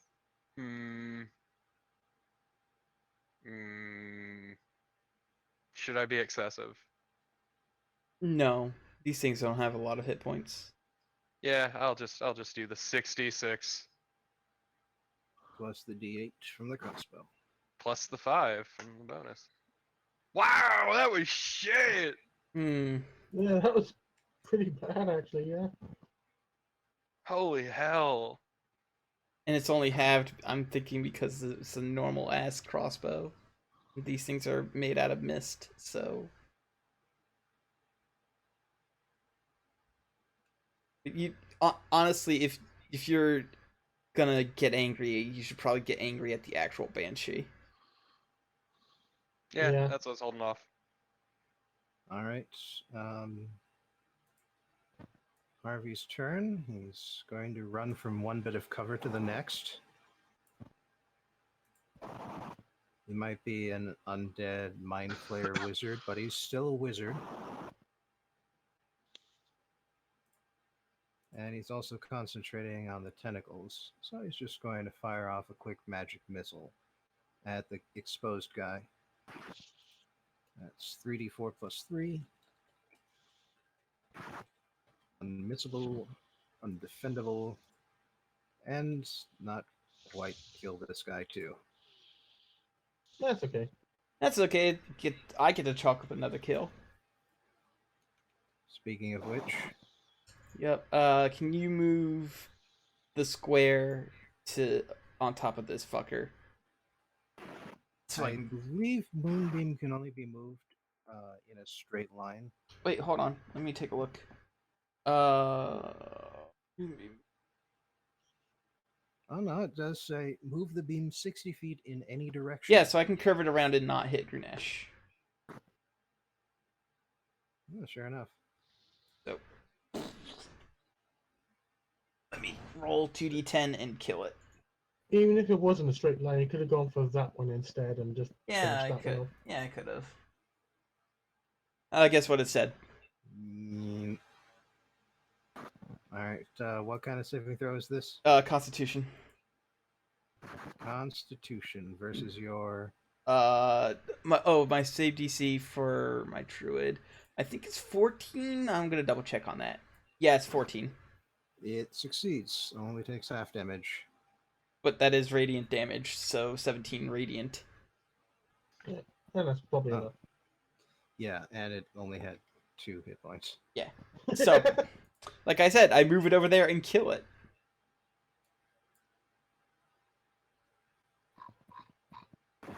I'm gonna draw my own square real quick, so that way I can I can move it around, but I'm gonna make it the same color as yours, roughly the same size. Oh wait, oh shit, I forgot that they changed how drawing works in Roll20. Bad. Oh, you can see squares still, but you can't see it when you draw freehand. That sucks. Okay, Grenache. That's a hit, obviously. Yeah, I'm pretty sure any damage I do would kill it with the +7. Well, it had 1 hit point, so Yeah, that's what I Regardless. figured. if you punched it with your fist, with a normal human fist, that would go down. Please, only half But human. then I'm a monk. Yeah, with that That's your let's see, action. yeah, do have an extra action and potentially other actions beyond that.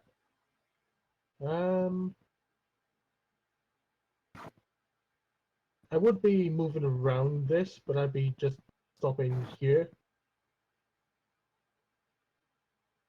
Well, it would be just a bit longer because you're edging your way around the black tentacles.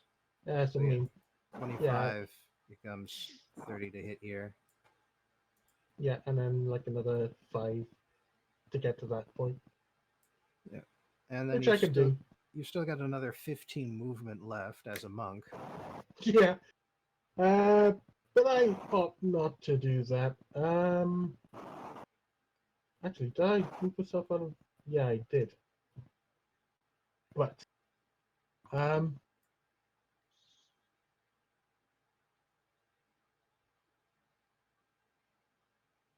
would you say I'd be able to use my attack before I move, or have I already moved? So You are allowed to attack, then move, then attack again.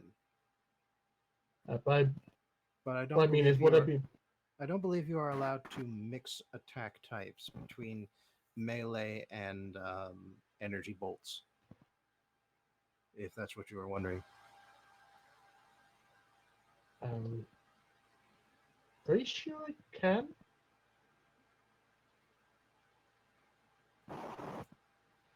Well, I can double check, but let's just find out if it's going to be moot or not by seeing what the tentacles do. Hey, Kalon, I really hate the placement of your moonbeam. Yes, it is moot. That's Tentacles worries. deal 8 damage. It only had 7 hit points left. Okay.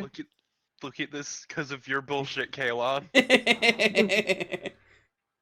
Fuck you. Listen, I saw an opportunity to kill a foglet, and I took it. Saw an opportunity to fuck me over. Exactly. That's exactly what I did. I did it on purpose. Piece of shit. All right. Well, no new vampiric mists have appeared, but Grenache, you're close enough to the top of the cemetery hill that you can see something glowing at the peak. And of course, all of you can still hear the wailing coming from that same location. Wah. I'm not quite in range yet. Fair enough. Is it Waluigi? Damn, the Waluigi Banshee would be so fucking good. I'm not sure I'd be able to kill it. Just hearing the wah from atop the hill shrieking across. The piercing wah. Waluigi Cemetery.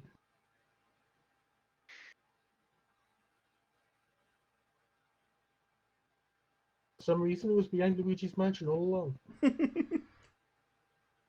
It's fucked up that Checks on Luigi's you. Mansion 3 is actually Hotel Mario 2. I will have you know that Waluigi will never appear outside of the sports games or party games. Yeah, Miyamoto hates Waz. I mean, Wario's been in a bunch of stuff. Wario even had his own like line Yeah, of but shit. Miyamoto really doesn't like him. Well, Alright. Miyamoto can suck a fuck. So, Aurelia, Mm-hmm. I see you've moved. Do you want to use your action for anything in particular? Or just dash? Well, we can't currently see anything, right? So, Not directly. The curvature of the hill is making it hard to see any person on top of it. I have a question. Sorry, when we were above, were we able to see the fog? Like- Yes. Yeah. Right. It- And It blankets a fairly large area around this town. okay, and about, I mean, could we tell about how high it was?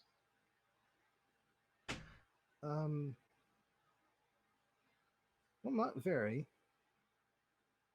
But Okay. it was also kind of difficult to make exact measurements. It was midnight when you arrived. Right. Wait, fly Fly is a concentration spell. God, why Yeah. is everything but concentration? Fuck. Because- it's too cool to mix. Yeah. Because back in Um, 3rd edition, you could turn invisible and fly and just do all sorts of crazy shit all at once. Yeah, wow, turn invisible and fly, ain't that weird? Yeah. It's almost like I had to find a way around that in order to actually make this character work. And then Bobbin took it away from me. Yeah, I know, it was delicious. hmm, okay. I mean, it was tragic.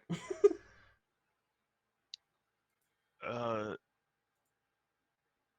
yeah. Well, maybe it's not worth flying then.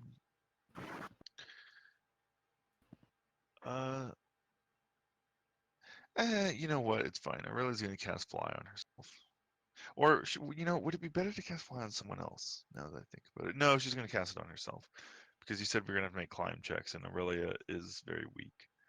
Make climb checks or take this whole long path that curves around the hill. Yeah, that's lame. Aurelia's gonna cast fly on herself. Yeah, fair enough. So she'll just have to remember to land before other concentration spells. All right. Does fly allow you to?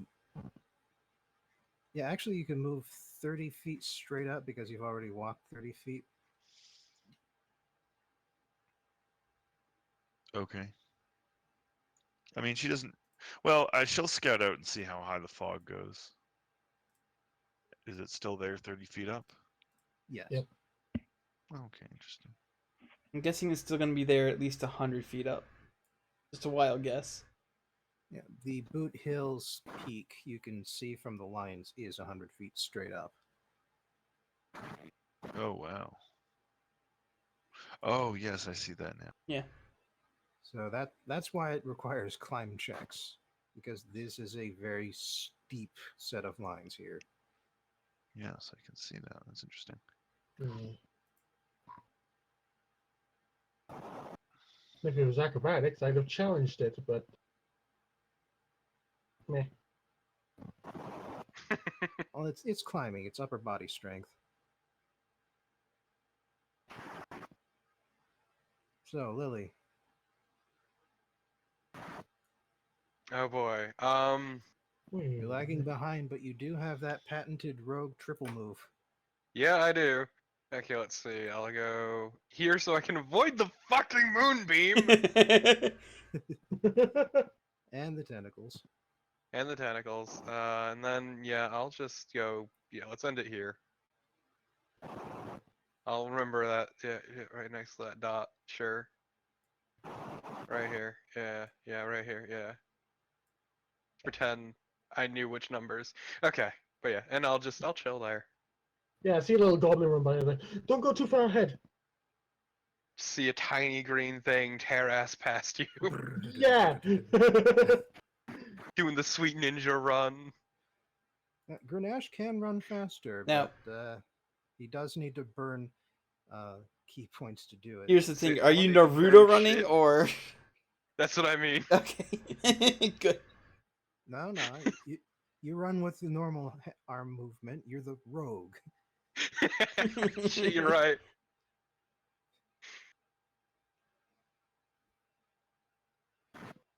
All right, but yeah. So it is Harvey's turn. Harvey is going to dispel the Everett's tentacles. That doesn't require any sort of action. He's going to move 5 feet and then start hiking up the damn hill.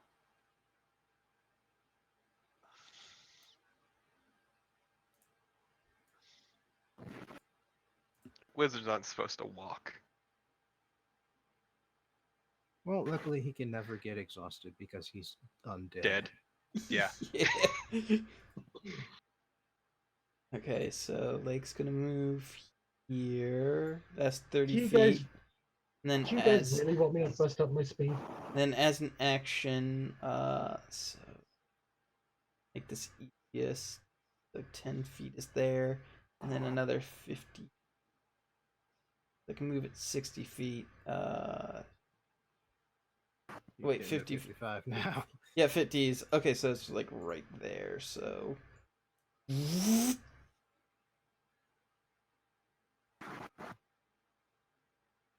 Yeah.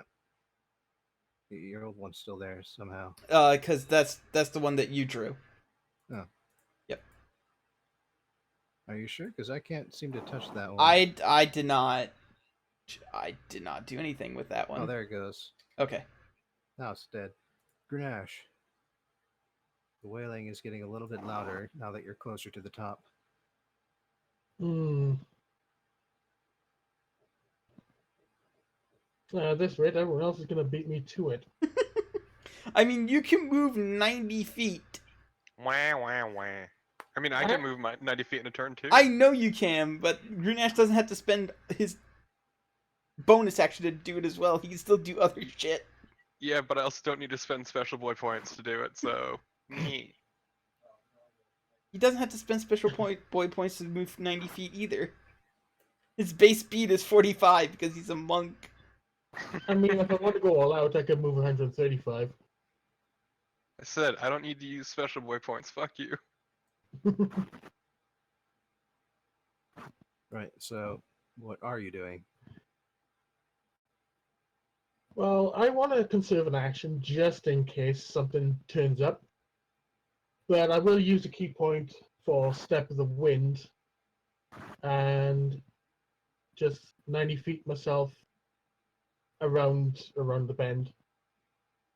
All right, 45 gets you there. And from there, 45 gets you there. Okay. Look at this loser. Walking. Okay, do I see anything from here at a quick glance? No, but the light is definitely glowing brighter now that you're up above around 50 feet. Okay, I'll use my About- action well, to dash again then. Yeah, you're about halfway up the hill now. To be fair, some of that light is coming from me now.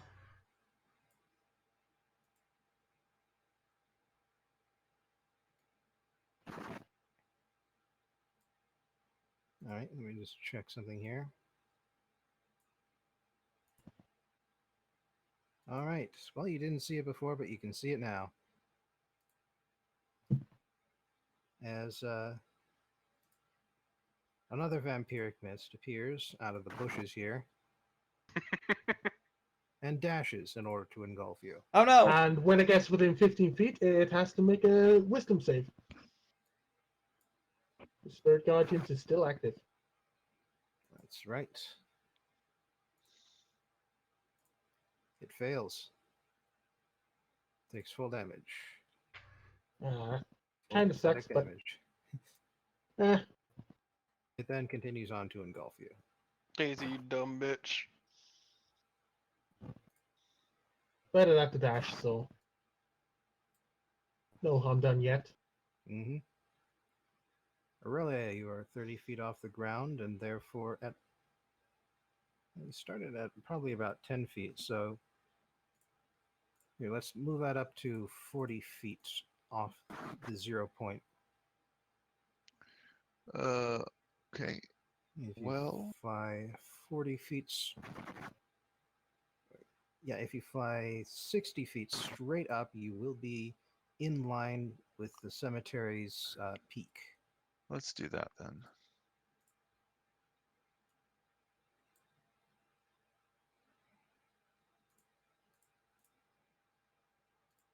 There. Now, let's see here. Now, you do have dark vision, but that does not help much with mist. That's the wrong No. button. And as such, yes, the glowing is clear, but the targets are not. Fair. So was 60 feet? Was that just my movement? I believe Wait. fly is 60 feet of movement. Okay, Fuck so I can you, use And my so you, action to keep moving, right? yes, you can dash using your Yes. new flying speed. So let's. Well, okay, hold on. I probably don't want to go all the way there. Can I I'll just go like half of that first to see if I can see anything. Can I just go forward until I get a good, like, I get a better view of what's up there? Well, the mist is pretty thick, so you'd actually need to get within 30 feet to get it, actually see what's up there. Okay, yeah, sure. Is that 30 feet? Sorry, I don't know. 30 feet What? of what specifically? As in 30 feet of the targets in order to clearly see them. But it might be just as well that you stay out of range on this turn when you're dashing. Okay, yeah, I guess I'll just hang around here. It's probably fine. Or you know what? I'll use the rest of my movement to like come around to this side, sort of, so I'm closer to where these guys are. All right. And you do still have your bonus action in case you want to do anything with it. Yeah, I'll just give another bardic inspiration to Grunesh. Why not? He's well out of range at this point. Oh, right. Yeah, you I'll are. give one to Lily then. Actually, Yeah. Not like they she might be out expire. of range too, considering your height. Oh, right. I forgot how okay, yeah, no, there's not anything then. So forget All right. about it. Hey, forget about it. All right, Lily. Saw you measuring the road there. Oh yeah, no, I was curious. Can I use my boots of levitation and then just climb up using that? Um. Well, you To make can. climbing easier, not actually to like float up. Yeah, in order to just sort of climb up using your hands by grabbing along the ground. Yeah. I will allow you to do that in order to avoid making any checks, but you would still move at half speed because that is awkward as hell. I mean, I'm already getting the first 20 feet anyway, so there's that at least. But yeah. So. Oh wait, who has the immovable rod? Because here's what you could do. You could levitate, hold the rod in front of you, click, pull yourself closer, unclick, click, pull yourself closer, unclick. I don't Click. think that would be less awkward. It wouldn't be. That'd be even Grabbing more along the awkward. ground. Holy That also shit. sounds extremely awkward. Well, it's worth considering if you're moving through free space, but Yes. I'm just saying, I've had a player who had 2 immovable rods just so that way they can move double fast as they did that, because they also could levitate at will. I think they were playing a warlock or some shit. I just realized I could do this. How are you doing that? What button are you pushing? What sorcery is this? Okay. right mouse.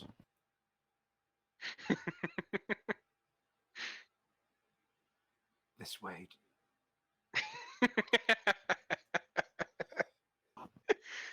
I'll let him play around with it a little bit. All right. 20 feet plus 50 feet to go straight up the side of the cliff here.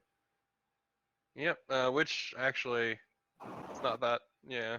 Okay. Or actually not 50 feet. You're at 30 right now.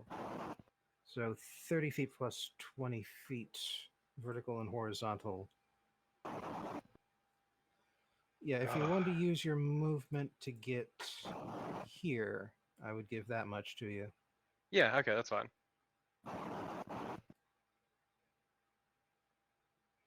Alright, that leaves your action and bonus action. I'll also burn my bonus Oh. action to get up higher too. Alright. In that case, that'll be 10 feet plus 20 feet. So 30 to get this far. I screwed up. I didn't make it big. Hold on. And but that's half. So yeah, that uses up all of your actions to get 20 feet below the peak. I'm okay with this. Yeah, you are directly below Aurelia by about 20 feet. And both of you are just out of range of the glow and the mournful wails. Okay, but what action do I use to wave at Aurelia?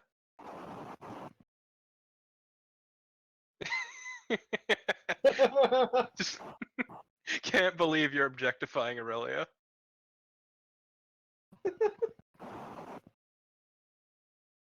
Gonna wave at Aurelia.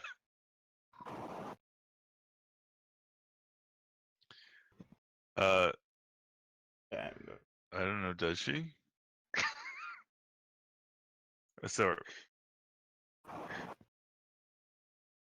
it really is not looking at Lily. Fucked up. Wow. Just see you appear on the part of the screen. Lily will remember this. Glass him.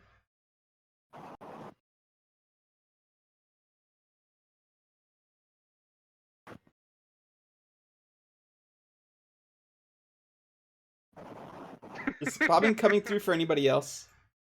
Yeah, Mhm. bombing's coming through for me. Oh no, hold on. I need to reconnect then. There we go. There we go. There we go. I hear him now. It Okay. is Lake's turn. It is my turn. Yes. Inconvenient. Alright, so 30 feet is here-ish. I'm not...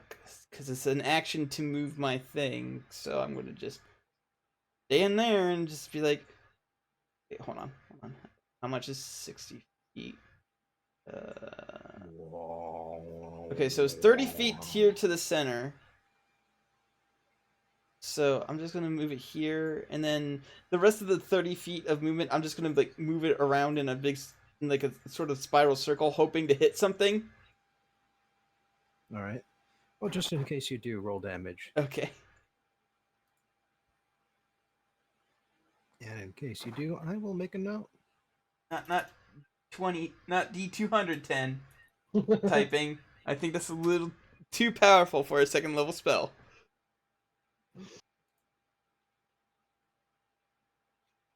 So that's 13 radiant damage if it hits. No idea if it does, but here we go.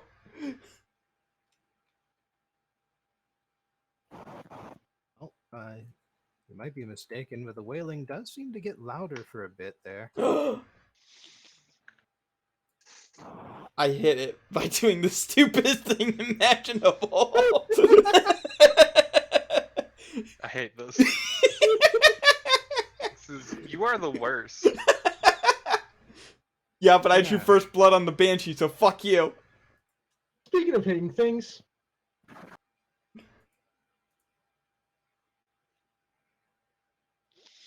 All I'm right. assuming that hits. You are attacking the darkness.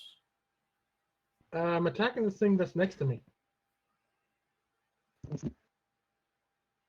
Yeah, I was just making a bad joke. Go on. You hit it. Yeah, it's an old joke. If it matters at all, that 5 is lightning damage. Lightning damage. Actually, that does matter. How much of that is light? Oh, the 1d6 is lightning damage, right? Yeah, the second one. All right. So that is actually 12 damage then. Resistance. Okay, well, I do have an extra attack for reasons such as this. Yeah, what with being a fighter type, Hmm. still get you can hit it again with temper.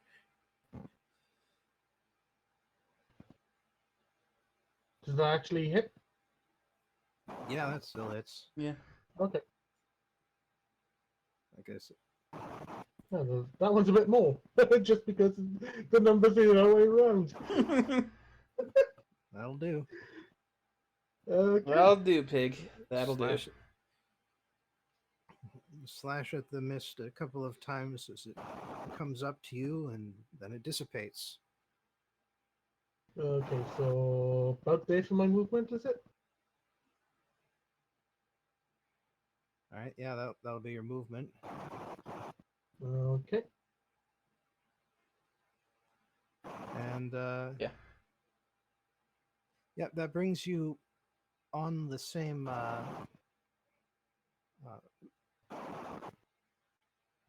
vertical line as Lily. So you still can't see on top of the cemetery hill just yet. You still have a bonus action to do with as you please.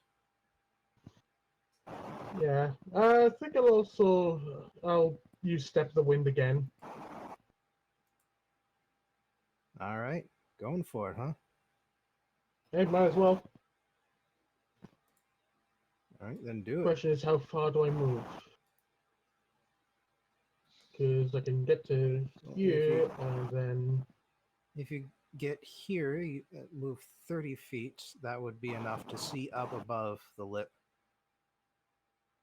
Yeah, I'll aim about here and see what I see then.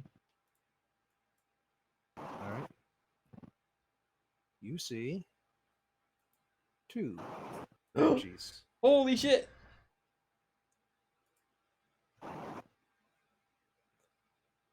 I did hit one. Oh, it's so good.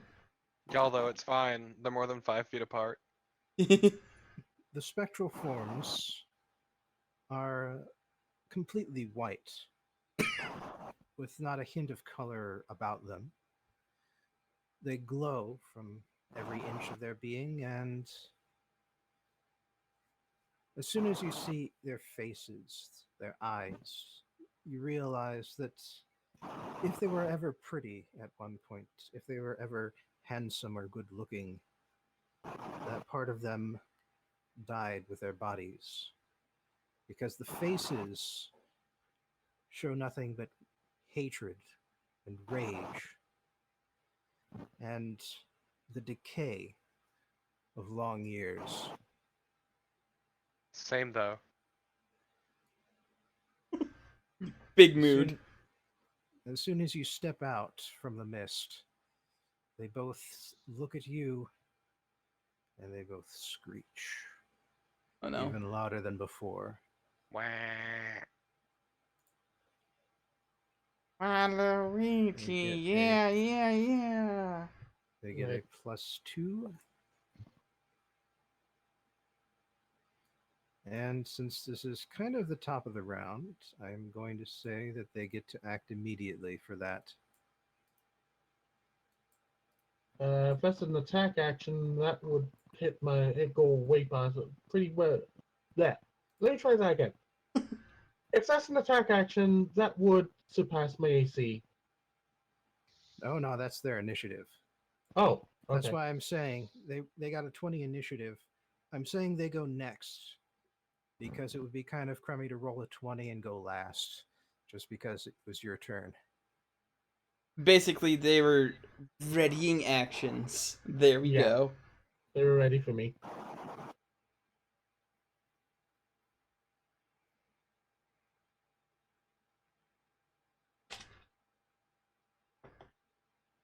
Yo, if you help me, if you help, like, if you shout at like to where to direct the moonbeam, they will do that. Because I just got lucky by wiggling it around a little bit. Well, let's just see what they do first. Yeah. Well, the one, let's see here, measuring distances.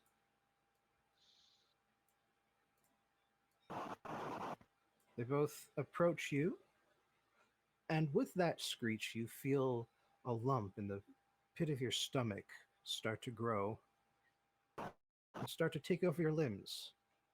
And so you must roll a wisdom saving throw twice as they both use their horrifying visage upon you. Okay. No. No, stop. Don't forget. No, you don't. That's right, because we determined you were too far away. Yeah. And that is the saving throw, right? Yeah. All right. Roll it again for the other one. Okay.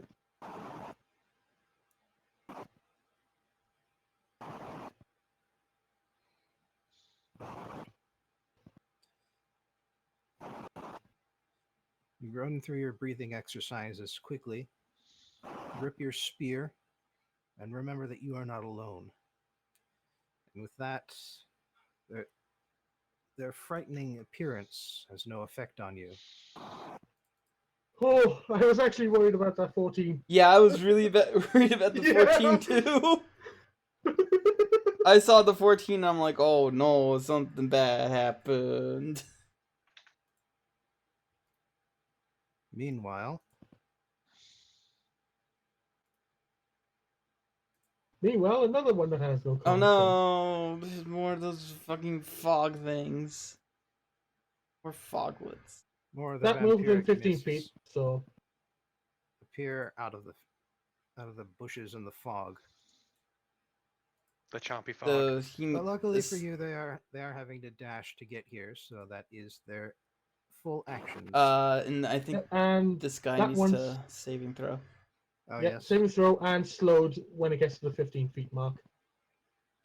Oh, it saves. Well, it still takes half damage, It right? still takes half, yeah. Okay, let's see what half is.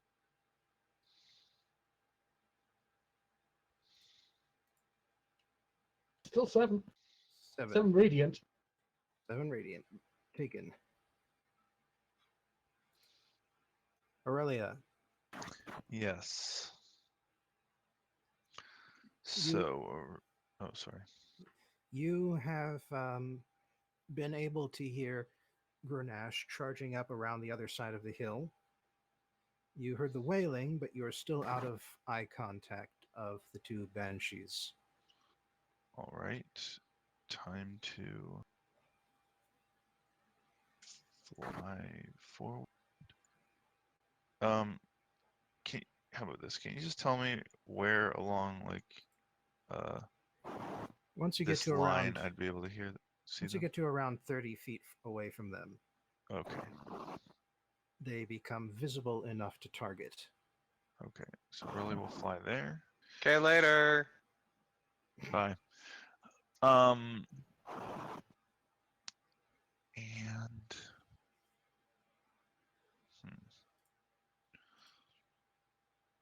I could make one of them start dancing. You could. The dance is irresistible. Although, sorry, the thing it just did though, it didn't have to do an attack roll for that, right? No, that was just an action it can do. Okay, so I feel like the irresistible dance is not actually that great against them. Yeah, True. they don't really have to move around too much, and that's basically all it's good for. It's really a melee target kind of spell. So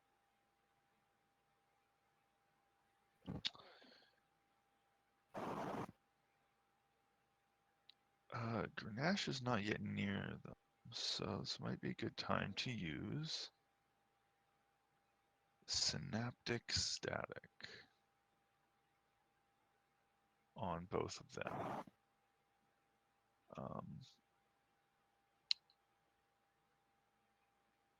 All right, remind us how it goes. Yeah, choose a point within range, cause psychic energy to explode there. Each creature in a 20-foot radius sphere centered on that point must make an intelligence saving throw.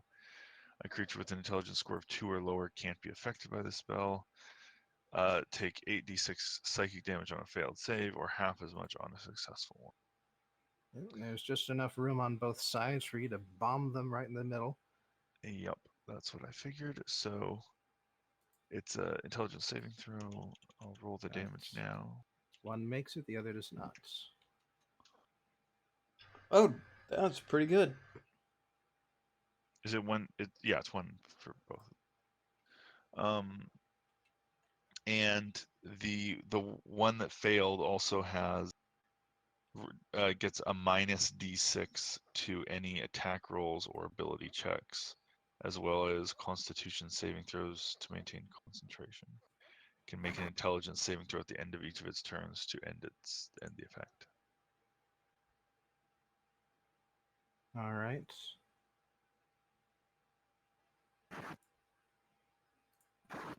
And the other one's saved, so that's only 15 damage.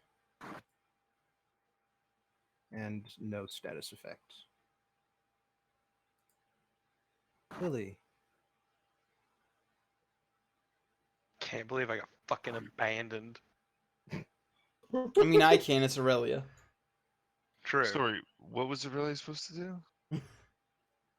He's just giving you a hard time. Go ahead. Being menaced by fog. That's what I would say when I had to fucking drive through that shit. Busting your chops. That's the right way of putting I it. see. Yeah, I'll activate Protodor's Light and I'll smack it up. Right. Removing your height dots because technically you are on level with the ground now. Yeah.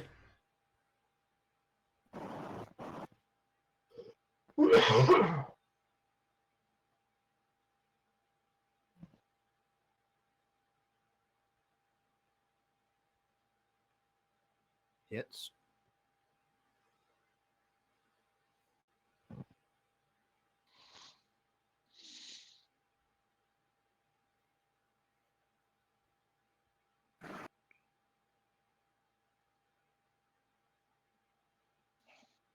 Dang.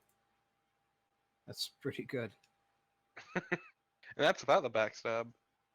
Yeah. I mean, not good enough, but still pretty good.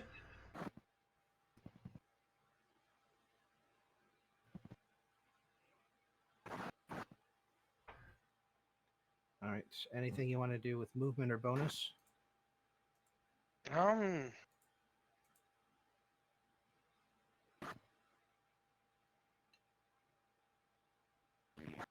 There's not really much I can do with either because I'm stuck in this fucker. Are you? Thought I was. But it doesn't restrain you by overlapping you. You know, it's still missed. Just True. fucking. I could just climb further. Yeah. You just leave. Yeah, Right.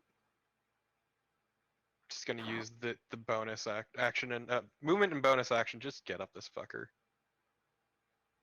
All right. And it does have the opportunity to use its reaction. But luckily, it doesn't actually have a regular action. Yeah, that's what I It can figured. only life drain. So as a result of sitting here going, no, wait, come back. Yeah. Just I'm the reaches out longingly. I'm the most annoying enemy type in Witcher 3. Come back, please. It's not that bad. You can use fire to burn them. I hate foglets, though. I'm Alright. very happy this is completely lost on me. And if any of you happen to be close to Harvey, you might have heard him mutter under his breath, "Fuck this walking shit." So whether or not you do see him as he flies up to the peak.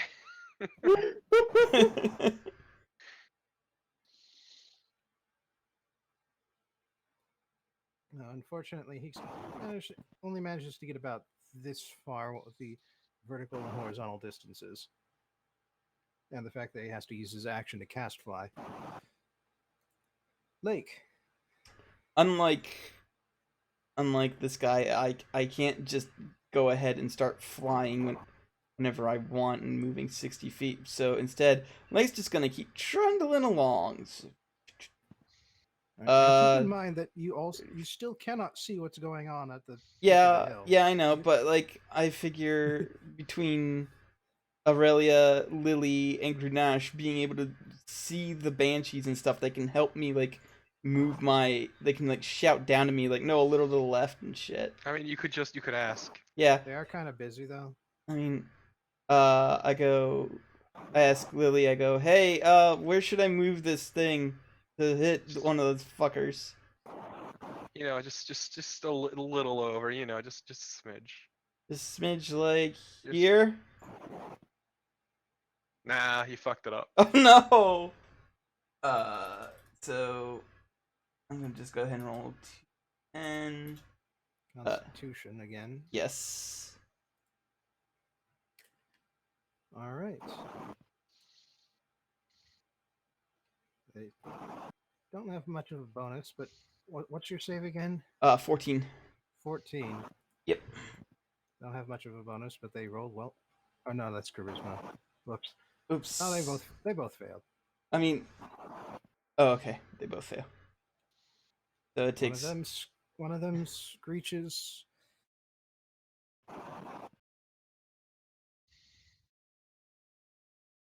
Uh-oh. I can't hear Bobbin anymore, so I'm just gonna try reconnecting. There we go. I think. Oh. But there we go. Okay, I can hear the fans now. One down.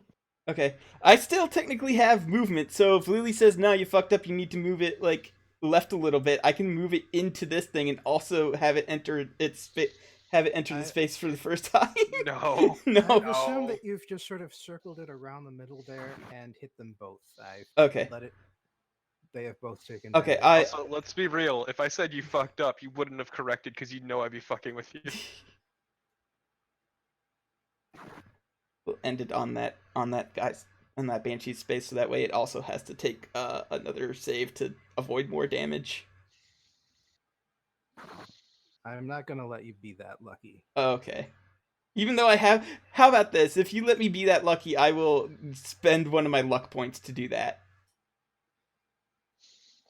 No, because you're just gonna get him back soon enough anyway. Yeah, that's.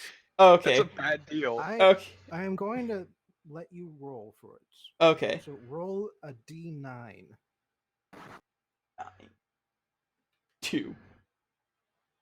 All right, with the 2, it ends up here. Okay. You are rolling coordinates. Okay. You needed to roll a 7.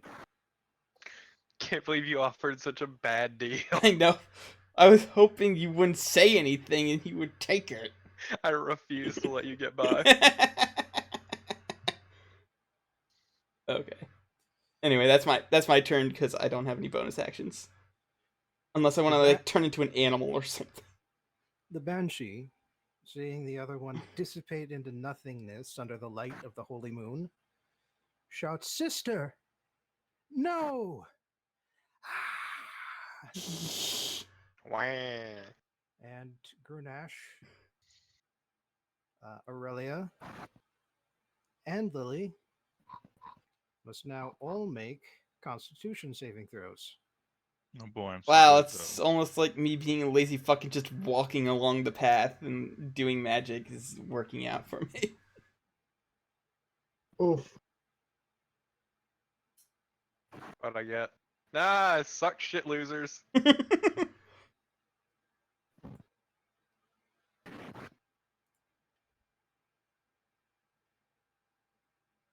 Grunash and Aurelia faint and have 0 hit Shit. points.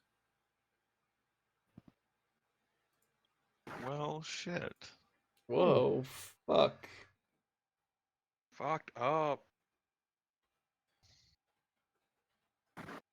Lily's ears bleed, but she managed to clamp her hands over her ears in time and only takes 7 damage. Good thing I really was close to the ground when that happened. Yeah, right? Yeah. So, Grenache. Oh, and your fly ends because you're unconscious. Yeah. So is Roll my it. thing as well. Roll a death saving throw. Jesus Christ. Oh boy. I love this. You also got that sweet mist on you.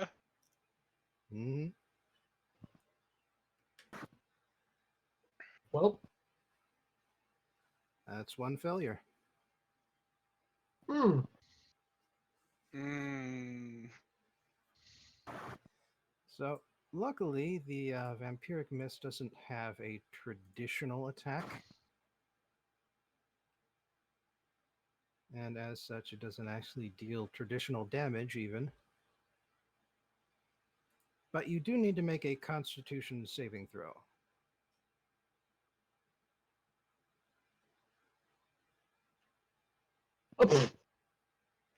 Well, luckily you rolled it for this, because that would have counted twice for your death save. Yeah. All right. So your maximum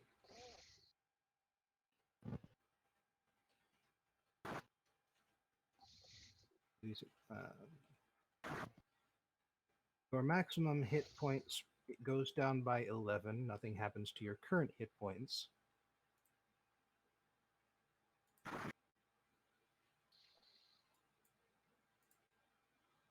Thankfully, And it that's not goes- damaged, so. And it goes back up to full health. Aurelia, Yes. roll the death saving throw. It's just 1d20. Just a straight d20. Oh no. Is that worse than just failing? That is 2 Yes. failures. That is 2 failures. Yeah. How many failures kill me? 3. 3. Okay, so one of you guys needs to fucking pour a potion down my throat or whatever. Yes. However that works. That is entirely possible, but will require an action.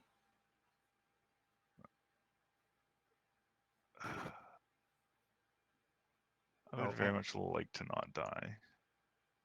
I forgot to mention that the other mist envelops Lily. So Lily, make a Constitution saving throw. Yeah.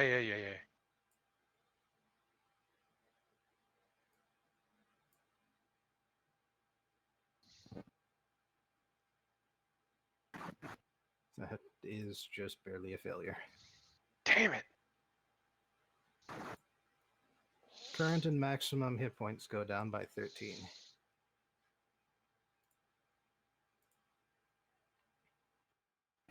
And its health goes back up. Actually,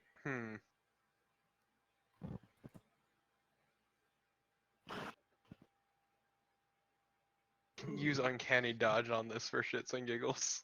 Oh yeah. Yeah, that works on this. Yeah, so You so can that's... see the source of damage. I can see all of it. I've Right, actually so- forgotten the ability that I got. So what would that be? Or actually, s- yeah.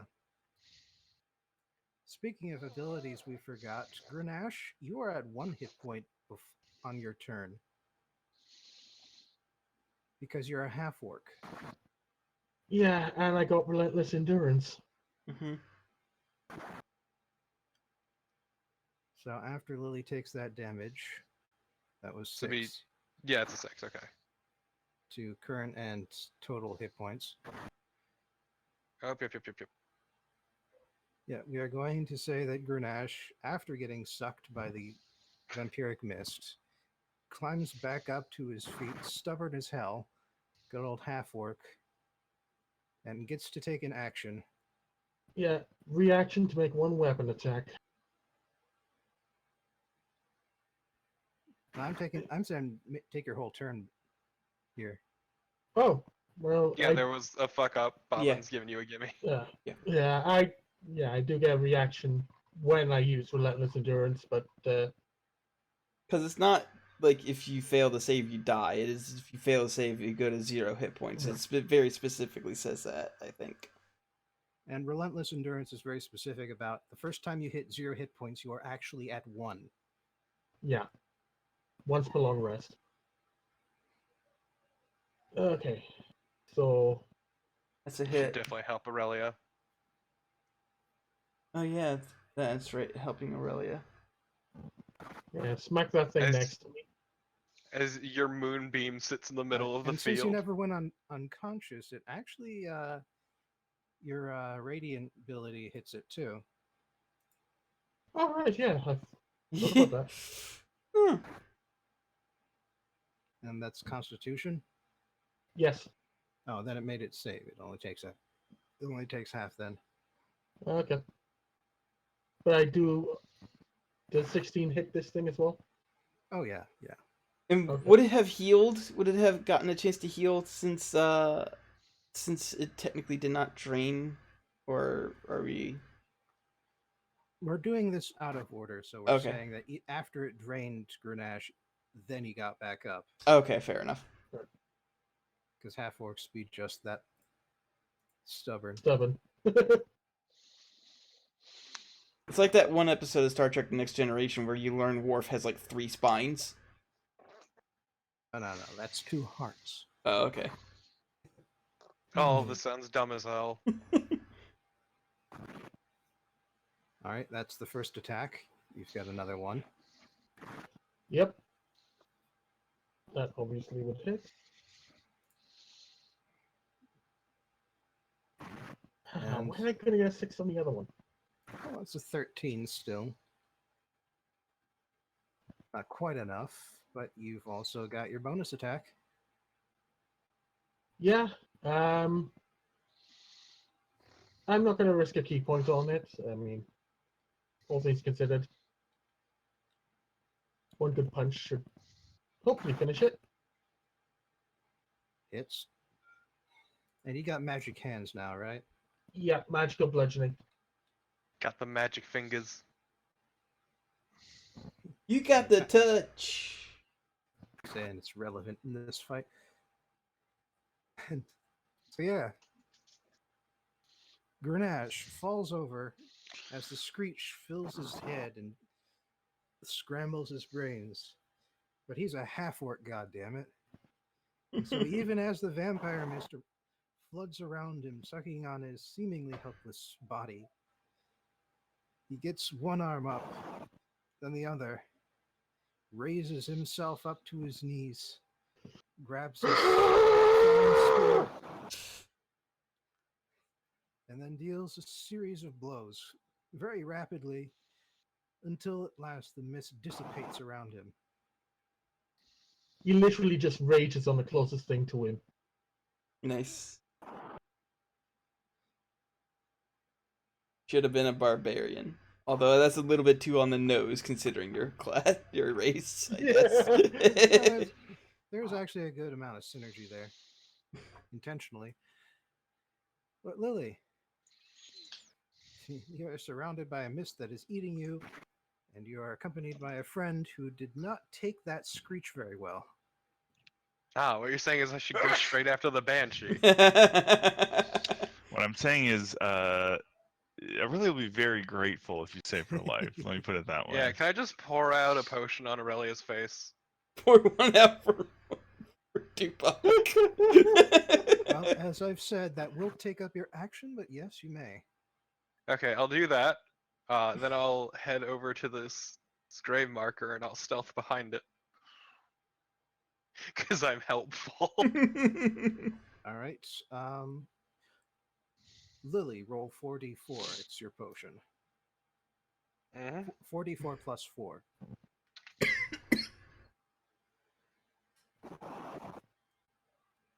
Congrats. Lily, Aurelia, your current hit points are now 14.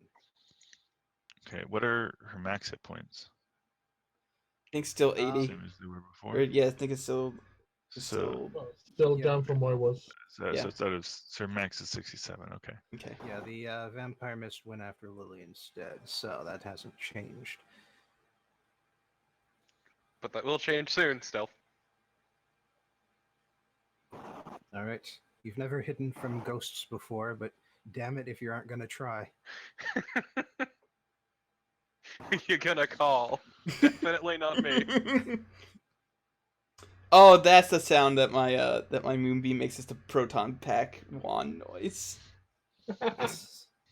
There we go. We found it out. All right. Now it's Harvey's turn. One of these days I'm going to be able to say it without having to think. And yeah, he flies up to the top of the peak here. Looks around. He's not going to waste any time and just disintegrate this bitch. Oh. Harvey is strong and my friend. Right. I believe that's a Constitution saving throw on her behalf. Think so. Oh, not Dexterity saving Oh, throw. really? It's dexterity, Dan. Well, no matter. I rolled a 4 on the die.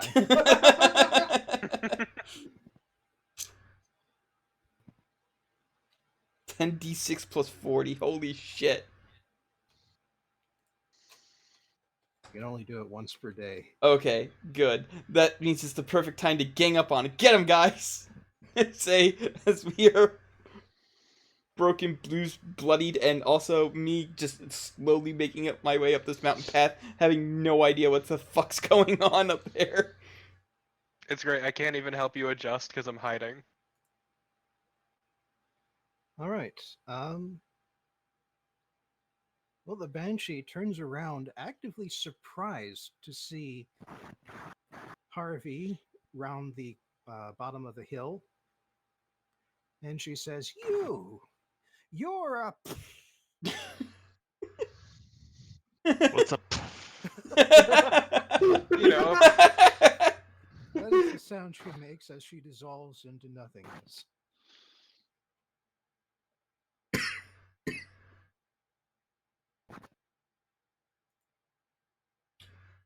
Okay, so here's the question.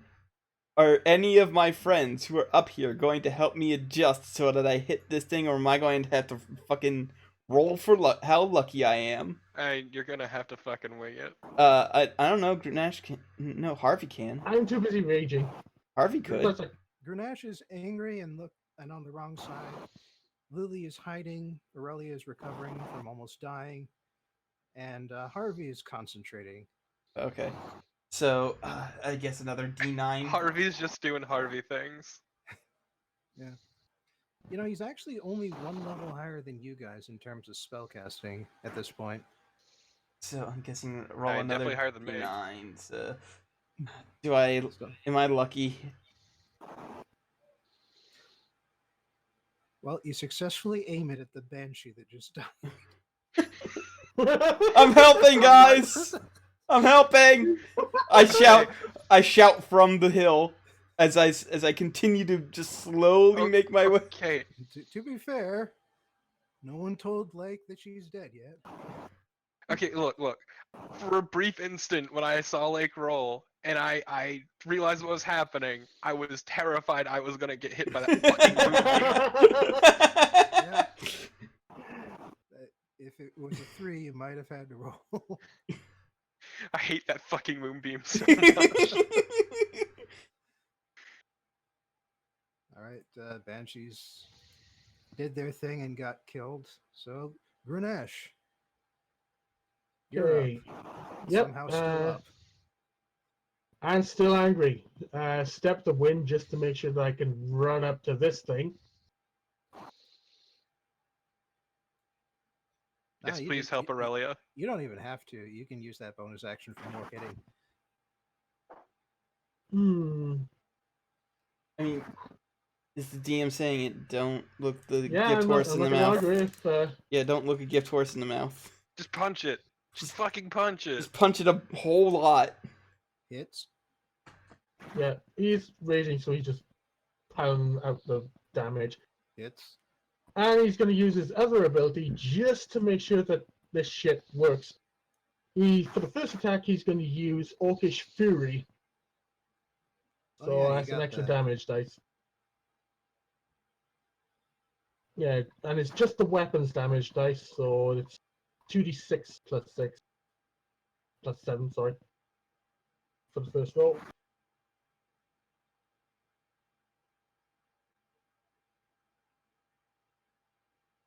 Type it right. Come on. That was been a long night, but. Here we go. Ah, What the really? fuck? Holy shit.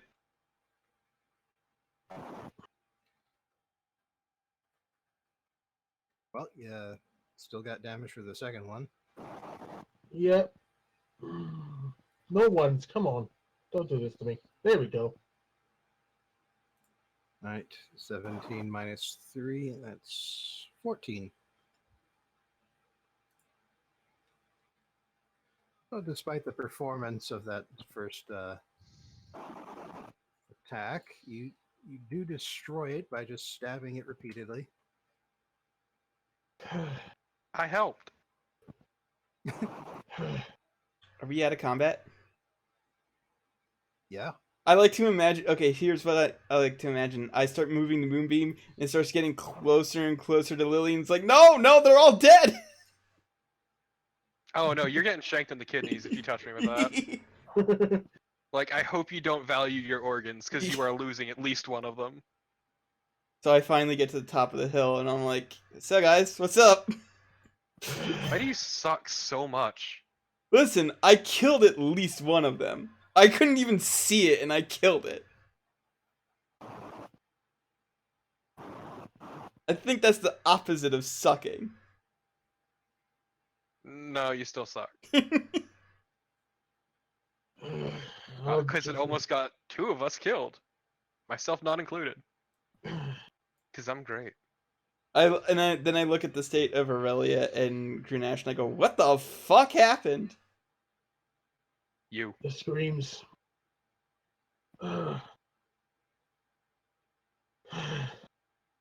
Oh, come on, it's just a bit of yelling.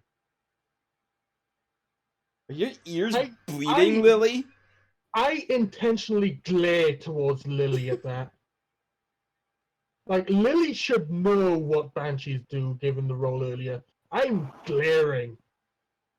It's Yeah, just a bit of screaming. All right. And for the record, Lily did have to really quickly cover her ears to Yes. avoid dying.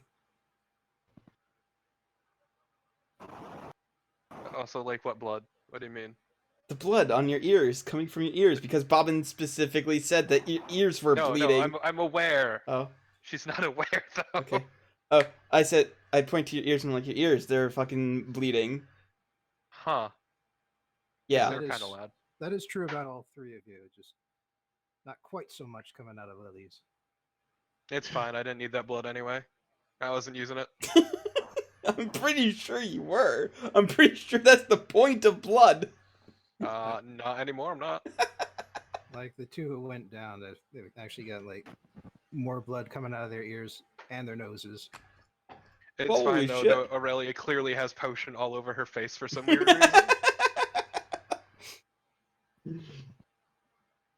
Oh man, dried potion must look awful for your complexion. Oh, God. Gotta get crusty as shit, too. Ugh. Yeah. Oh god. Well, it was a bit touch and go there for a minute. You guys succeeded in cleansing the Boot Hill Cemetery of its undead problems. And what of the mist? Yes, and even as you discuss and pretend that Banshee's screaming isn't such a big deal, you do notice that the mist does seem to be lightening, like visibly, around you and below you. Look, I'm just saying, I didn't eat shit, and if I didn't eat shit, why did they eat shit? I mean, I technically ate the least shit out of anybody here. It's because you were too busy fucking walking like a plebe. Mhm. But as for the ramifications of what you've done and how the townspeople are going to react, that'll have to wait until next time. You know, and here Yeah. I was hoping we'd have to go grave digging. Oh, Grenache's next plan is going to bed. We're definitely going grave digging, though, is all I'm saying. No, we're not.